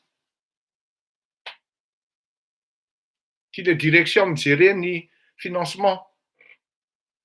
Avy any ivelany ity na ny trésor koa. Banque centrale. Satria mandalo ao ny paiement. Ny olona destinataire an'le paiement. Izy ireo olona ireo. Izy ireo. De olona akaiky ny filoham-pirenena daholo. Rasoa Maromaro. Pablo Escobar.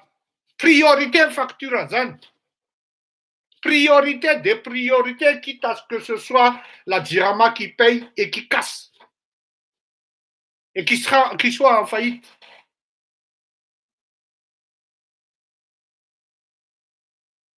Salavitra be aty indray. Au lit d'hôpital no mahavita manao investigation. Le docteur ary niakatra tapoka ny tension-nao izy. Anao moa nitenenako hoe zao ny zavatra hitako any amin'le fireneko. Ajanony ny téléphone iny izy le docteur. Alain-jareo mihitsy le téléphone amin'ny farany. Le rangahy ty miasa miafina ato izy. Jerena le tension niakatra be. Tension 12. Niakatra tonga de 16. Sorona mihitsy le téléphone. Any amin'ny olona eo akaikin'le ry. Mandeha ny facture. Fantatrareo moa fa amin'ny Dirama iny misy an'izany hoe zao ny consommation en gasoil na fuel. De gonfler de là 2 fois.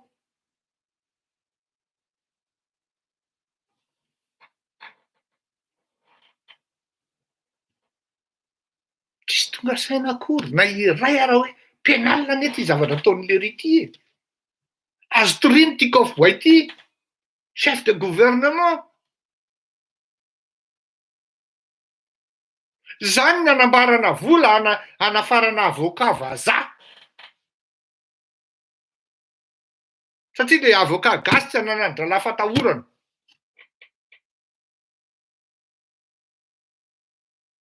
Jereo tsara, olo azavaiko manko rehefa aveo le coup d'état.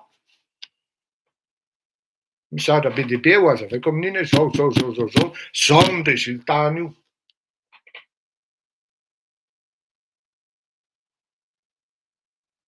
Satria professeur Randreva zao de mahalala an'izany hoe azo toriny io. Non. Ohatran'ny mifampizesitety fotsiny izy. Lehilahy mahavita, za koa mety mahavita. Fa tsy asa amin'izany zany olona zany raha tsy misy ny cohésion, union sacrée.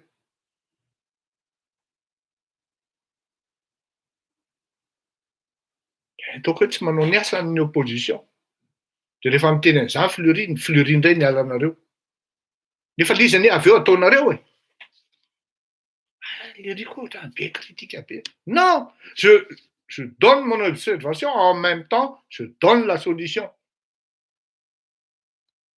Ty ny lalana. Tsy manao an'le olona mikritika ohatrany ataonareo fotsiny de tsy menareo solution Andry Rajoelina. Solution ameko any Andry Rajoelina zao de miala. Be loatra zay meko azy zay fa tsisy ataon'le izy aveo de tsy ataony araka ny tokony ho izy.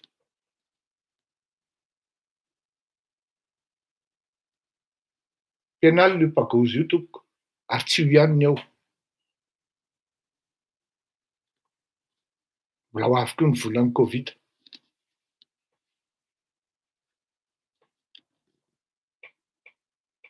Tadio fa efa nisy niova ny lalàna international amin'ny resaka denier, détournement na financement. Ka sao rapitso vao sambosambotra. any ambadimbadika any voagaga nareo hoe ay voasambotra ho ny ihany, voasambotra ho ny ihany. Fa miova toko. Azo samborina ianao zao. Rehefa voaporofon'ny olona hoe tsy miainga ny zavatra ataonao. Ajanoko iny Pagôzy iny satria manjary lava be Egypte indray an. Tena koa mbola tsy de tena hoe à 100% coup d'état. Miangavy anareo aloha zany an hiheno ity dia avy eo hazavaiko ny fandehany.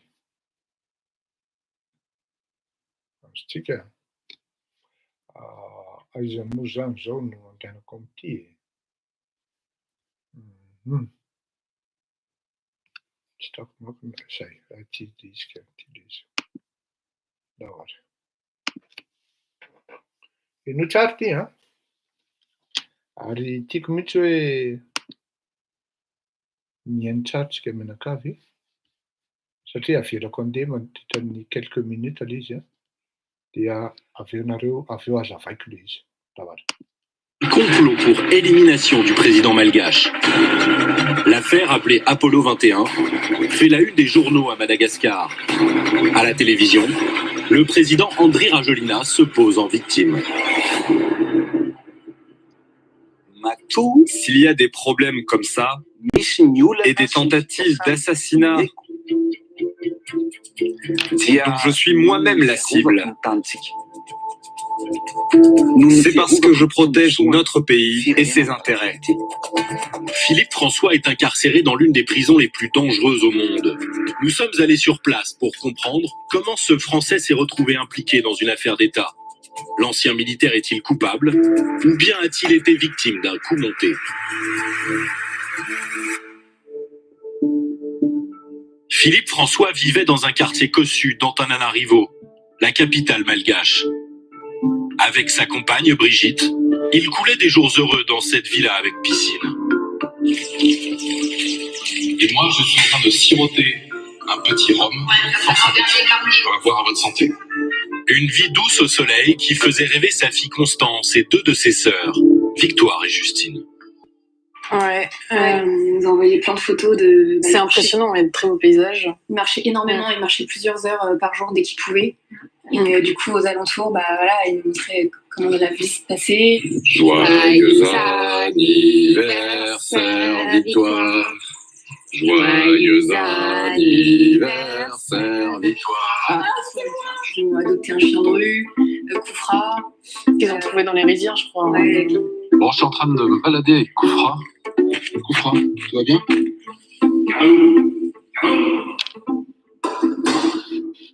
Ils étaient trop contents, quoi. Il y avait du soleil, ils étaient tout bronzés, on les voyait tout le temps sur WhatsApp. Ça faisait plaisir, de les voir amoureux, de les voir en forme. Philippe s'était installé à Madagascar en janvier 2020 pour travailler pour une société d'intelligence artificielle. À l'ambassade de France, il fait la connaissance de Paul Maillot, un homme d'affaires franco-malgache diplômé de Saint-Cyr, qui fait aussi de la politique. Les deux hommes s'associent pour créer un fonds d'investissement. Mais en juin 2021, Philippe a des doutes sur Paul Maillot et s'inquiète de sa réputation sulfureuse. Il met un terme à leur association et décide de rentrer en France pour de bon. On devait se voir 2 jours après, après leur arrivée. Ils atterrissaient et 2 jours plus tard, le dimanche, on avait prévu une grosse fête avec tous les frères et sœurs et tout. Enfin, truc génial, on allait se revoir après 1 an, quoi. Le 20 juillet, Philippe et sa compagne échangent pour la toute dernière fois avec leur famille. Ils sont à l'aéroport, prêts à embarquer. Sur WhatsApp, on était tout excités, on n'arrêtait pas de s'envoyer des messages. Oh, trop cool. Mais au dernier moment, leur vie bascule. Voilà, tu vois le message à 20h48. Nous sommes arrêtés au poste de police à Morat, l'avion. Et là, on demande, mais qu'est-ce qui se passe? Et en fait, Brigitte qui dit, on ne sait pas. On leur demande depuis combien de temps ils y sont. Ça fait 3 heures qu'ils sont arrêtés au poste de police. Là, on pose des questions. Et là, plus de nouvelles. Comme Philippe et sa compagne, 6 autres personnes sont arrêtées pour tentative de coup d'État. Parmi elles, son ancien associé Paul Maillot, Chez lui, les policiers malgaches retrouvent l'équivalent de 190 000 € en liquide, ainsi que des armes. Cette arme, c'est à qui? C'est un ami qui me l'a donné.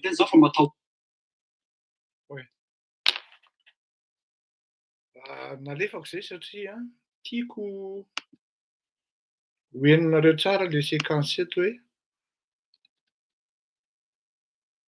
le gars zany, le Philippe François en question, il était là-bas pour s'associer avec Paul Maillot.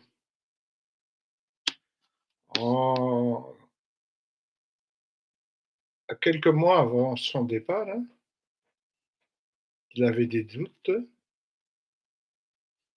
sur la personne de Paul Maillot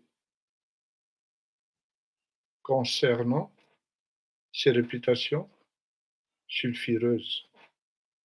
Et donc, le mois de juillet, il avait décidé de rentrer définitivement en France.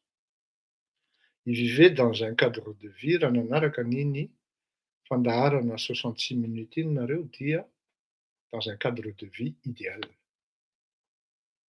Quand on fait un coup d'État, on n'emmène pas sa femme. Élément très important. On n'expose pas la vie de ses filles, de ses enfants, par correspondance. Et d'autant plus, c'est un Saint-Syrien. Ce dossier de Philippe François, c'est décidé de soutenir la famille, y compris le colonel en question. Parce qu'au moins sur son cas, j'ai énormément de doutes. Certes, il était au courant, mais il était lié par l'amitié avec l'autre. C'est pas le fait qu'il a détenu la clé USB avec lui. Là, il y avait les correspondances de l'autre, les échanges, que ça puisse l'incriminer pour un coup d'État. Primo, j'ai dit, quand on fait un coup d'État, quand on organise, quand on conçoit un coup d'État, un vrai militaire, un bon militaire, un bon guerrier, qui prépare toujours un plan B pour pouvoir partir sans problème à l'insu de tout le monde, surtout de la nation, là, du moins les responsables de la nation, là où ils préparent le coup d'État en question. On ne vit pas dans un endroit là où on attire le regard. Une belle villa avec piscine, des beaux chiens, du bon rhum. Et là, on s'expose à l'écran, dans divers écrans. Là aussi, on entend, sachant que tout de suite, à peine il est arrivé à Madagascar, l'État a su ou saura très rapidement que c'est un ancien militaire et un vrai de vrai qui avait été dans un haut commandement et major de promotion. Vous croyez vraiment que ce genre de personne, il va y exposer sa campagne? Campagne Nomujani. Oui, ça fait. J'attends les campagnes électorales là, tu quoi? Sont bien aimés.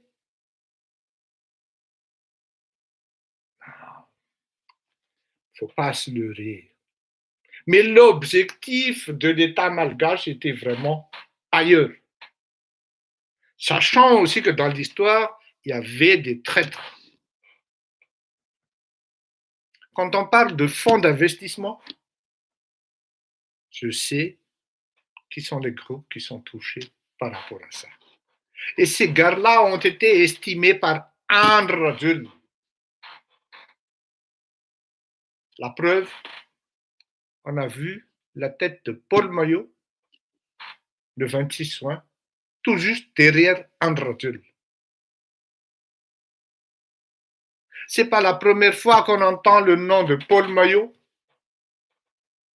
sur sa prétention ou sinon prétendument être le Premier ministre. Donc, ces deux-là, ils ont créé des jaloux qui nous dit que le Premier ministre n'est pas concerné sur cette affaire. C'est facile de venir chez les gens pour mieux les incriminer et mettre d'autres armes. Et amener les journalistes à constater les armes en question. C'est facile d'incriminer les gens avec 190 000 euros. C'est pas que tu as 190 000 euros avec un fusil de pompe que tu vas faire un coup d'État. Faut pas se leurrer, mon gars. Mais comme il dit, le maître de Villepin, qui est le cousin de l'ancien Premier ministre de Villepin, ils sont comme des biscuits, c'est-à-dire l'otage de André Jules. C'est ce qu'il a dit, le maître là.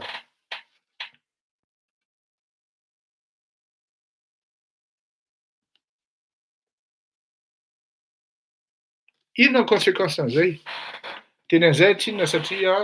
vouloir vous en disconvenir. Ici, Antonia, tu n'en as pas qui vous trouvez, André Enzara, en tiré ce cas, François Philippe dit. L'objectif, de relaxer ici, par pur et simple doute. Par pur et simple doute.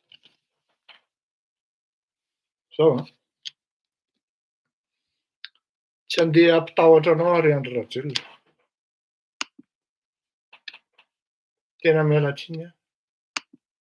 Tsy izay ny antony anaovako an'ity émission ity.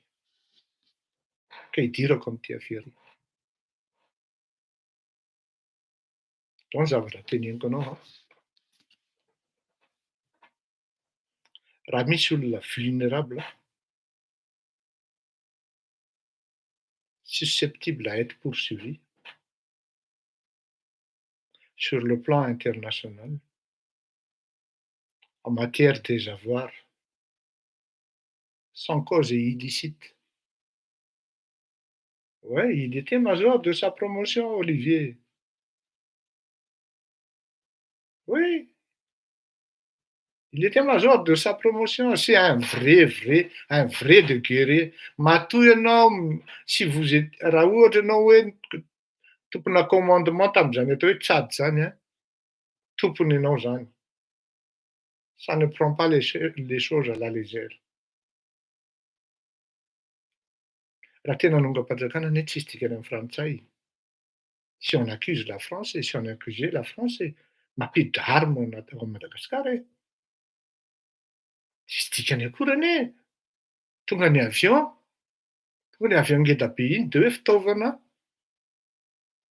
anotranon'ny ambassadeur reto, fanao trano zay. Misy hanao fandraisam-bahiny fa mety ho avy aty filoham-pirenena frantsay amin'ny 2023, tout de suite élu dia mila anaovana trano tsara izy. Tonga daholo ny entana dia misy azonao savaina ny entana diplomatique zany, surtout hoe frantsay zany, tsy les malgaches, ils ont une peur bleue par rapport à ça.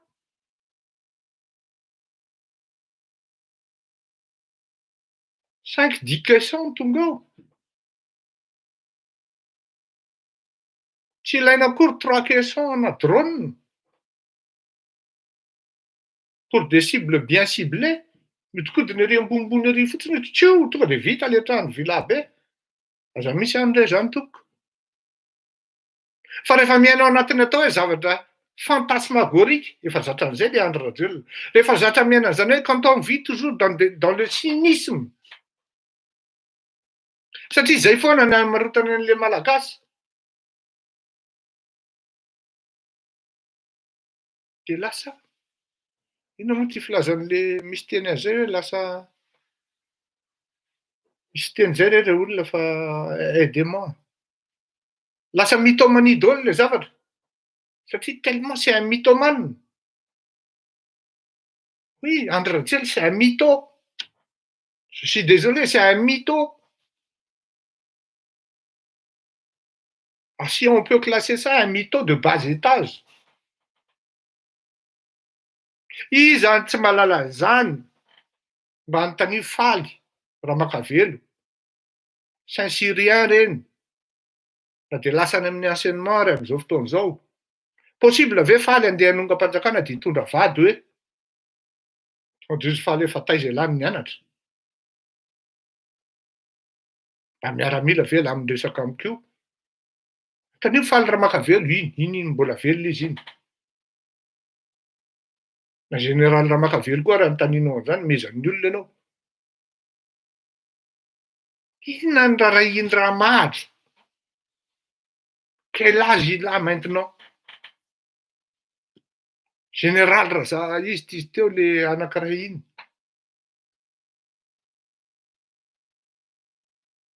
C'est pour avoir une importance, on ne sait pas pourquoi, quelconque. Dia misy bandiko moa teo ministre ny étrange affaires. Misy allusion iny zavatra ataon'ny La Gazette iny. Misy traître tao.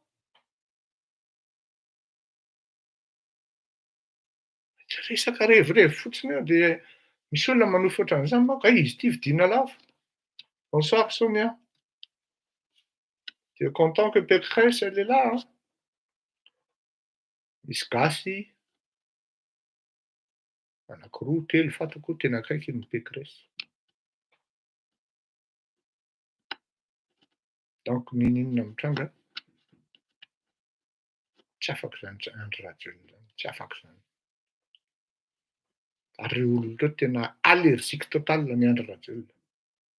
Ireo gasy anankitelo fantatro akaiky ny Pécresse. Allergique total.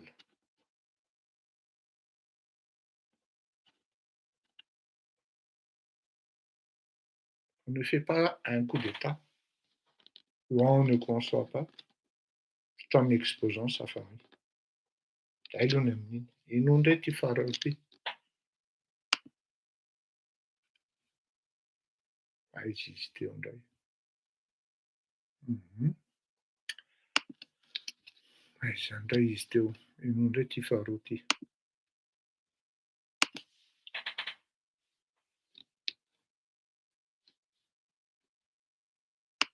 Nourriture.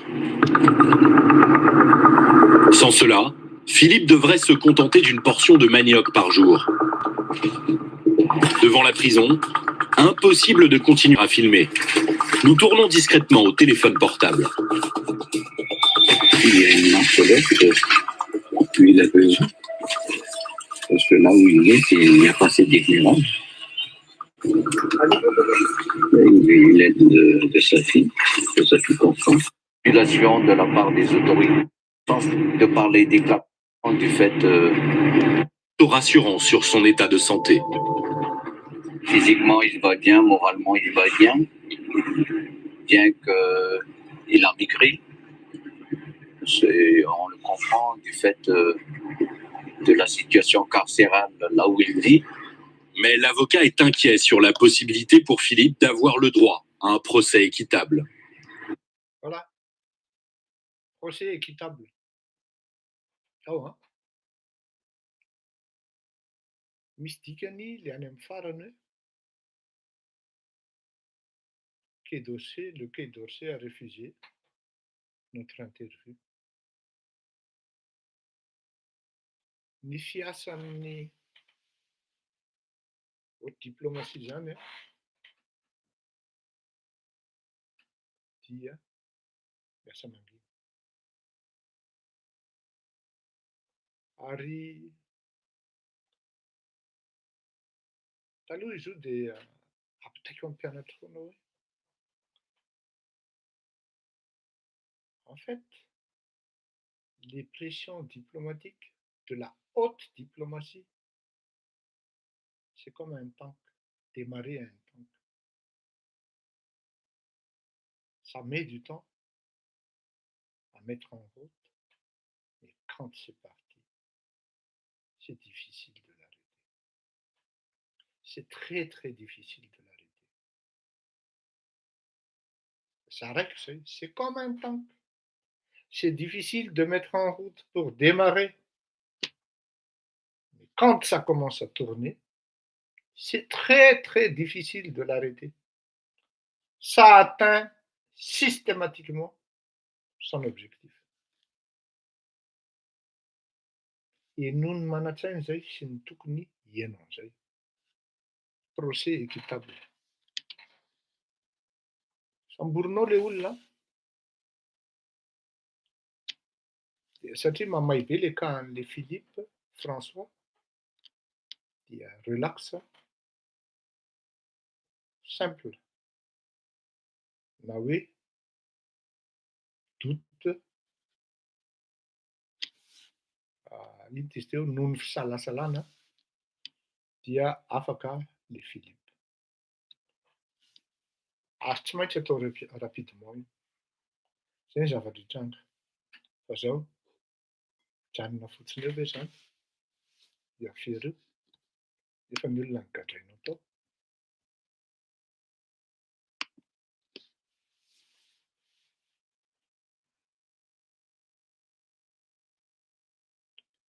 Kity ankoatran'izao ty volombavako ty.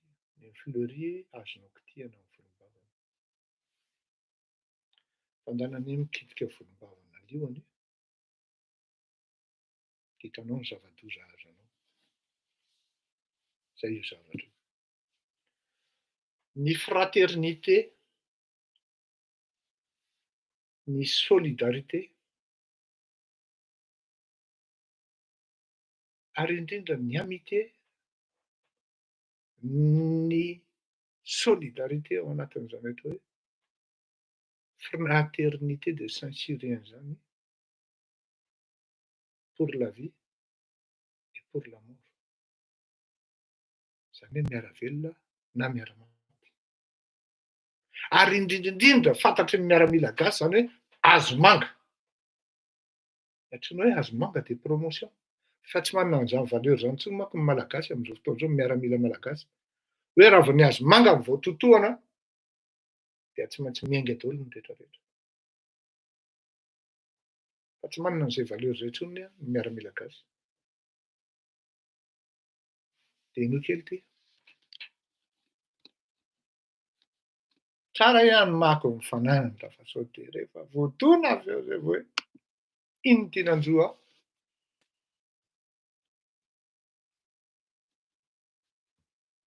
Absolument. Jamais à la fin, le temps de préparer.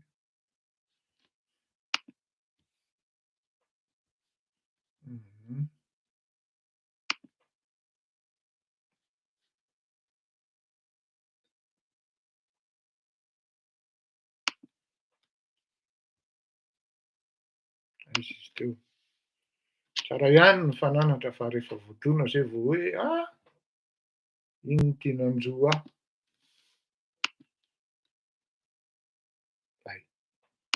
Nourriture. Mais de quelles preuves dispose vraiment la justice malgache contre Philippe François? Constance a rendez-vous avec l'avocat français de son père, Maître de Villepin. L'unique preuve contre Philippe François aurait été découverte dans une clé USB, trouvée dans ses bagages lors de son arrestation. L'unique preuve, dans un clé USB. Dans un clé, ça, une clé USB. Là, on fait ticket. C'est en français. L'unique preuve contre Philippe François aurait été découverte dans une clé USB, trouvée dans ses bagages lors de son arrestation. La clé USB comportait des documents qui laissaient apparaître un certain nombre de correspondances et de courriers qui faisaient état d'une éventuelle tentative de coup d'État, plus fantasmée que réelle, puisqu'il n'y avait absolument aucun acte de préparation là-dedans. Les documents en question appartiendraient en réalité à Paul Maillot, son ancien associé aux fréquentations douteuses. Selon Maître de Villepin, si Philippe François est toujours en prison, c'est surtout pour des raisons politiques. La France et Madagascar sont en conflit au sujet de minuscules îles de l'océan Indien, les îles Éparses. Elles appartiennent à la France, mais Madagascar en revendique la souveraineté. Donc il y a des prospections pétrolières qui ont lieu dans l'océan Indien, Comores, Mayotte, Maurice, etc. Et effectivement, d'avoir ces territoires permet d'avoir une zone d'expansion économique très large autour de ces îles, ce qui permet à la France, d'une part, de pêcher, mais d'autre part, de revendiquer le sous-sol et les ressources naturelles de cette zone. En 2019, Emmanuel Macron s'était rendu sur l'une de ces îles, en déclarant vouloir créer une réserve naturelle. Une visite considérée comme une provocation par l'État malgache. M. François est l'otage de cet enjeu géostratégique, avec la volonté pour le président malgache, ce qui est de bonne guerre, d'avoir des biscuits pour négocier une évolution sur les territoires des îles Éparses. Le ministère des Affaires étrangères reste silencieux sur cette affaire. Notre demande d'interview a été refusée. Chez son grand-père, avec ses talentueuses coéquipières. On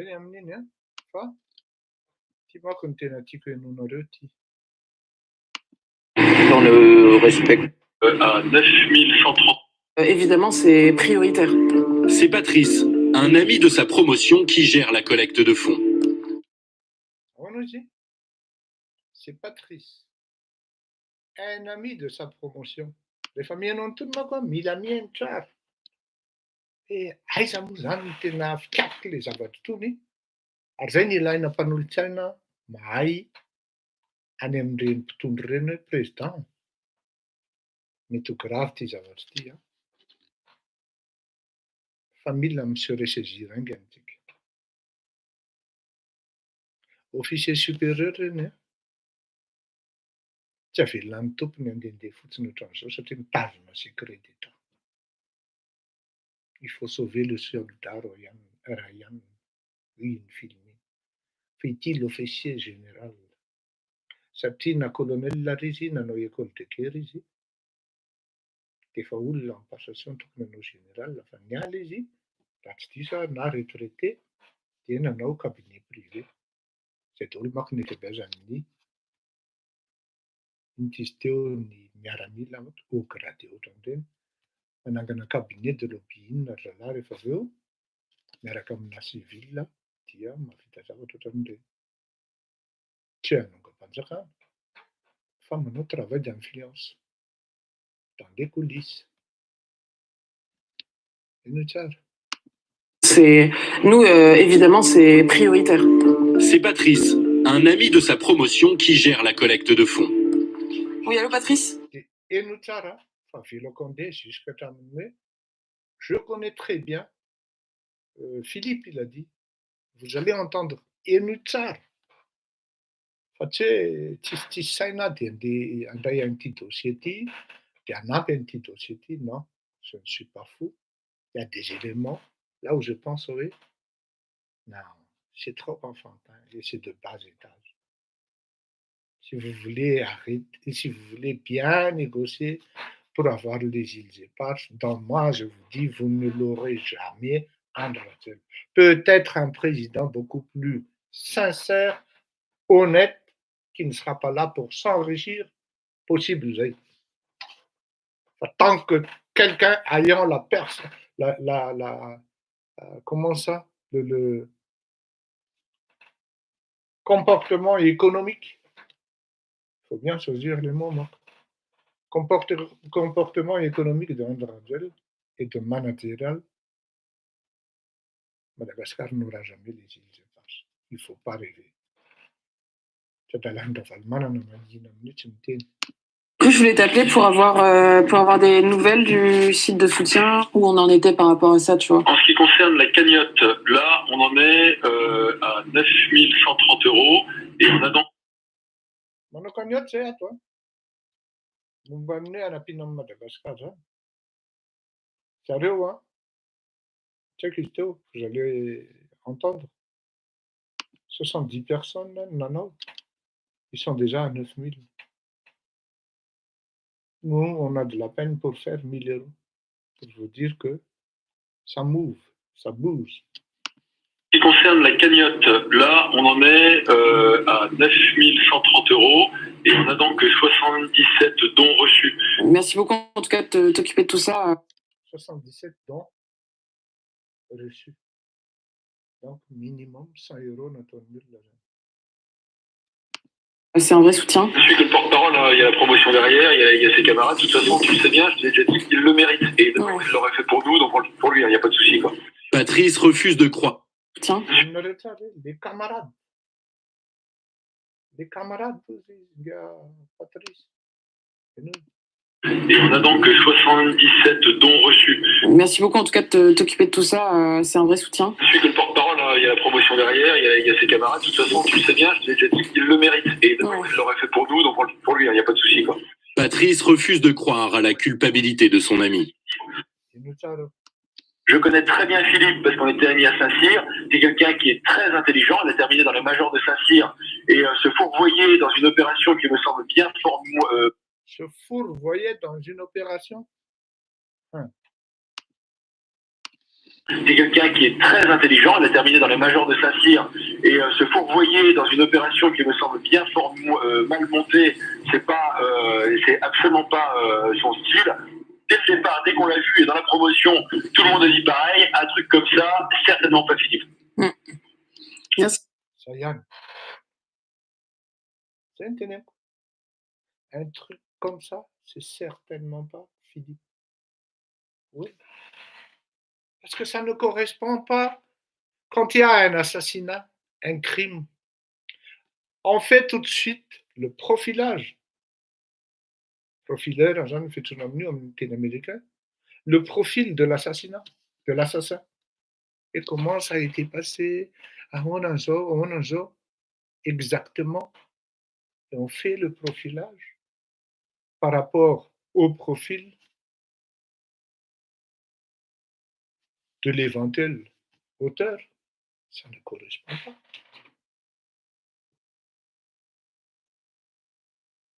Ça ne correspond pas. De loin. Ce gars-là, il sait comment faire tomber un État avec 3-4 militaires, maximum. C'est un gars très, très intelligent, il a dit, l'autre là, tout à l'heure, Patrice, ami de promotion.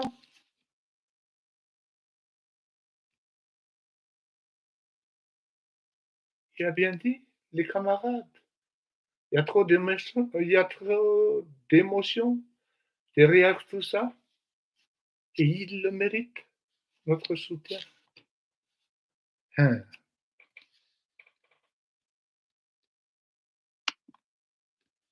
C'est un domaine très sensible dans le température là.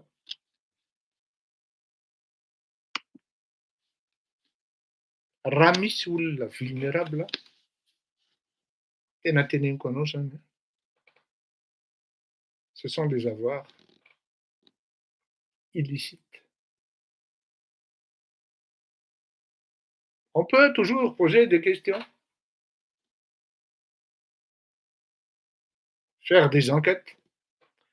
Et ce n'est pas évident pour un président, je vous dis, d'aller assister à une enquête quelconque dans le cadre de vos biens en France. Ce n'est pas évident, ce ne sera pas évident pour vous. D'autant plus que vous êtes 4 avec votre femme respective. Les gens, ils ne sont pas comme vous. Organiser, concevoir un coup d'État on n'amène pas sa femme. Désolé, Andrea. Zazo, j'incite les Malgaches à vous faire tomber. Qu'est-ce que j'ai pris comme sécurité? Si c'est une pète comme Madagascar, on a fait depuis bien longtemps. Mes avoirs à Madagascar sont en sécurité. Nadenalainareo raha tanko 2 hectares an-tany Ambobao. Tany vao vidiko any à Tamatave, presque 14 hectares, alainareo. Ianareo ve dia mieritreritra fa tsy ho azoko ny fananako rehefa avy eo? Ny volako efa presque 20 milliards bloqué ianareo. Raha misy olona vulnérable eto ambonin'ny tany, dia nareo mitsano. Il n'y a pas boulot, c'est non. D'autant plus avec la loi que la CPI vienne d'adopter.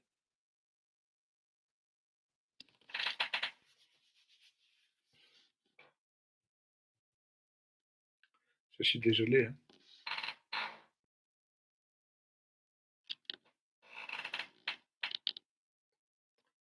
Je viens de dire à Monsieur Narouet, je viens de dire que le gouvernement français préfère fermer leur clapet. Ça travaille dans les coulisses. C'est comme un temps, quoi. Ça prend du temps pour se démarrer. Et quand ça se met en route, c'est difficile de l'arrêter. Donc peut-être vous venez tardivement, et donc vous n'avez pas entendu le début, mais c'est comme ça. Vous croyez que le gouvernement français est dans le silence et se tait comme ça, et le gouvernement, il ne fout rien. C'est mal connaître les procédures, ça, M. Nord-Ouest. C'est mal connaître. Donc, c'est sûr que le gouvernement y travaille. C'est certain. Je n'ai aucun doute sur ça. Donc, voilà, quoi. Moi, je mets l'accent sur le fait, c'est qui le plus vulnérable? Azadi, non? Enfin, un président saoudien, non, soudanais plutôt. Je vais terminer, maman, s'il te plaît. Je vais terminer. Je vais me faire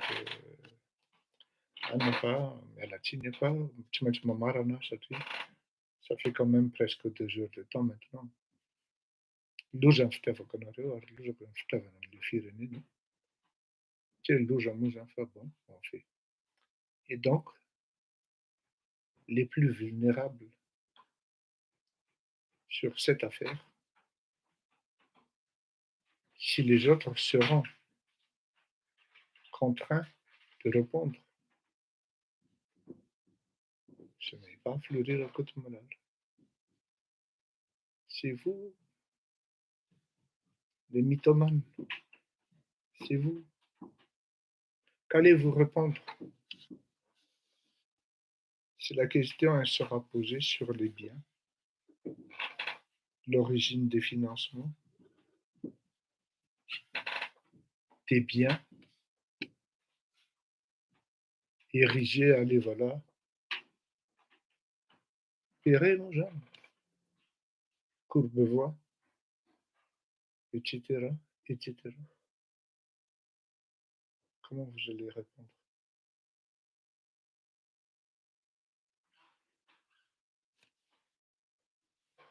Et n'oubliez pas cette fraternité solidaire entre promotions, surtout que vous êtes en train de toucher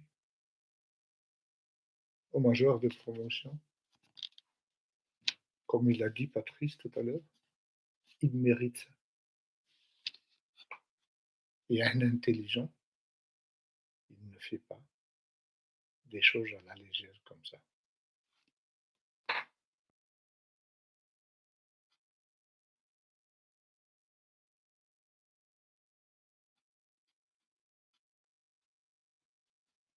Ouais. Ne soyons pas dupes, mais je ne pense pas que Maître de Villepin soit dupe, M. Nord-Ouest, à condition que vous ayez plus de compétences. Mais vous êtes vraiment loin de l'affaire. Pour la France, elle est fragile. Qui peut mieux connaître le dossier actuellement que le Maître de Villepin? Ce n'est ni vous ni moi. Mais moi, je suis au courant parce que j'ai lu la plainte en malgache. Et même moi, tout simple journaliste d'investigation, j'ai vu que c'est fantasmagorique, voire c'est de la mythomanie, tout simplement. Voilà. Sur ce, je vais envoyer cette chanson parce que ça m'aide aussi à bien réfléchir et Iranaya Kamti. Pour résumer, je m'adresse à la famille. Je vais aider le colonel. Je prendrai part à la défense de sa cause.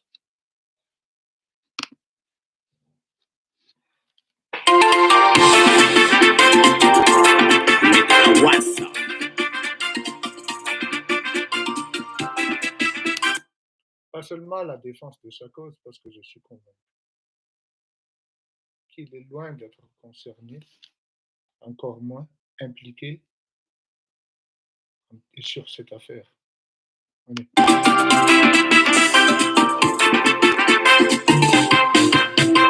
Izetapakevitranandeya marunutavita sady nazo zava-tsoa ny masono nahita fa izay nifidy jamina kosa valala mpiandrefasana ireo olona zay osaosa efa lasana fa izao zany efa elano tapakevitra fa niandranaoa fa aloande mbola nisy azo antenena olovantsika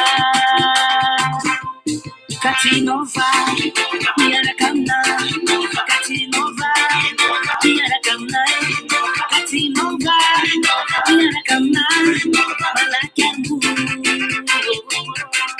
Katinova miarakamna Katinova miarakamna Katinova miarakamna malakangu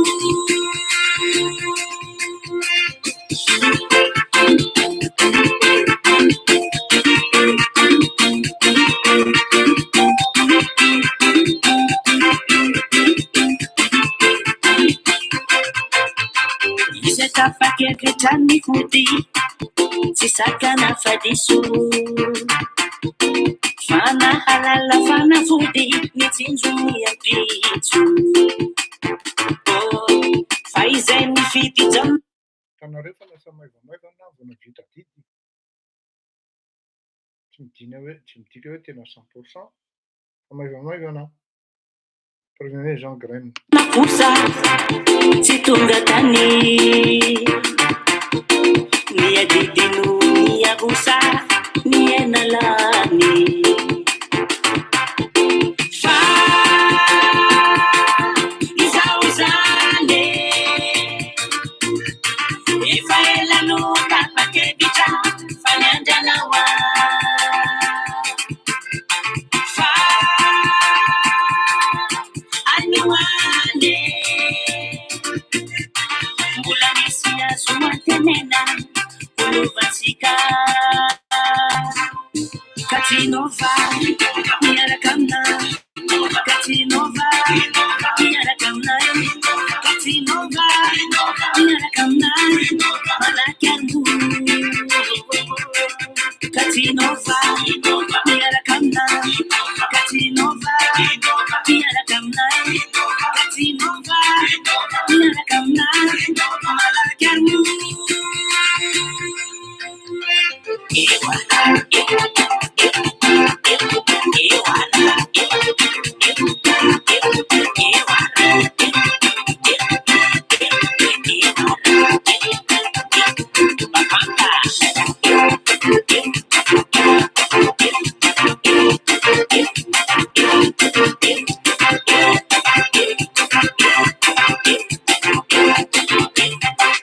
Katinova, miarakamna. Katinova, miarakamna. Katinova, miarakamna. Malakarmu.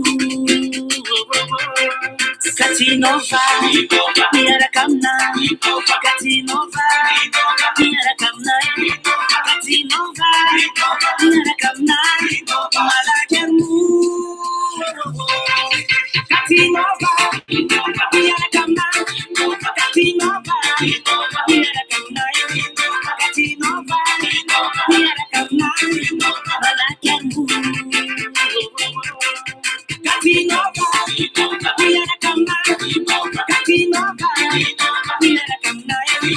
Katinova, miarakamna. Malakarmu.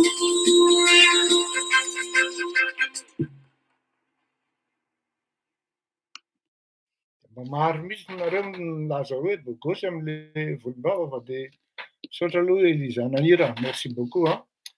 Bon, amin'ny lady ny rendez-vous antsika, amin'ny lady Mantsana zalahy tsika mihaona ndraiky, ary mazava ho azy fa miankina amin'Andriamanitra, miankina amin'ny fahasalamako izay andro izay satria raha ny tena marina retiko any amin'ny tapatapaky ny volana janvier any, vao tena hoe feno zato isan-jato ilay fahasalamana, na hoe faran'ny volana janvier mihitsy fa dia izao hoe sarotra ny angina ny zavatra mitranga amin'ilay firenena ka dia izay.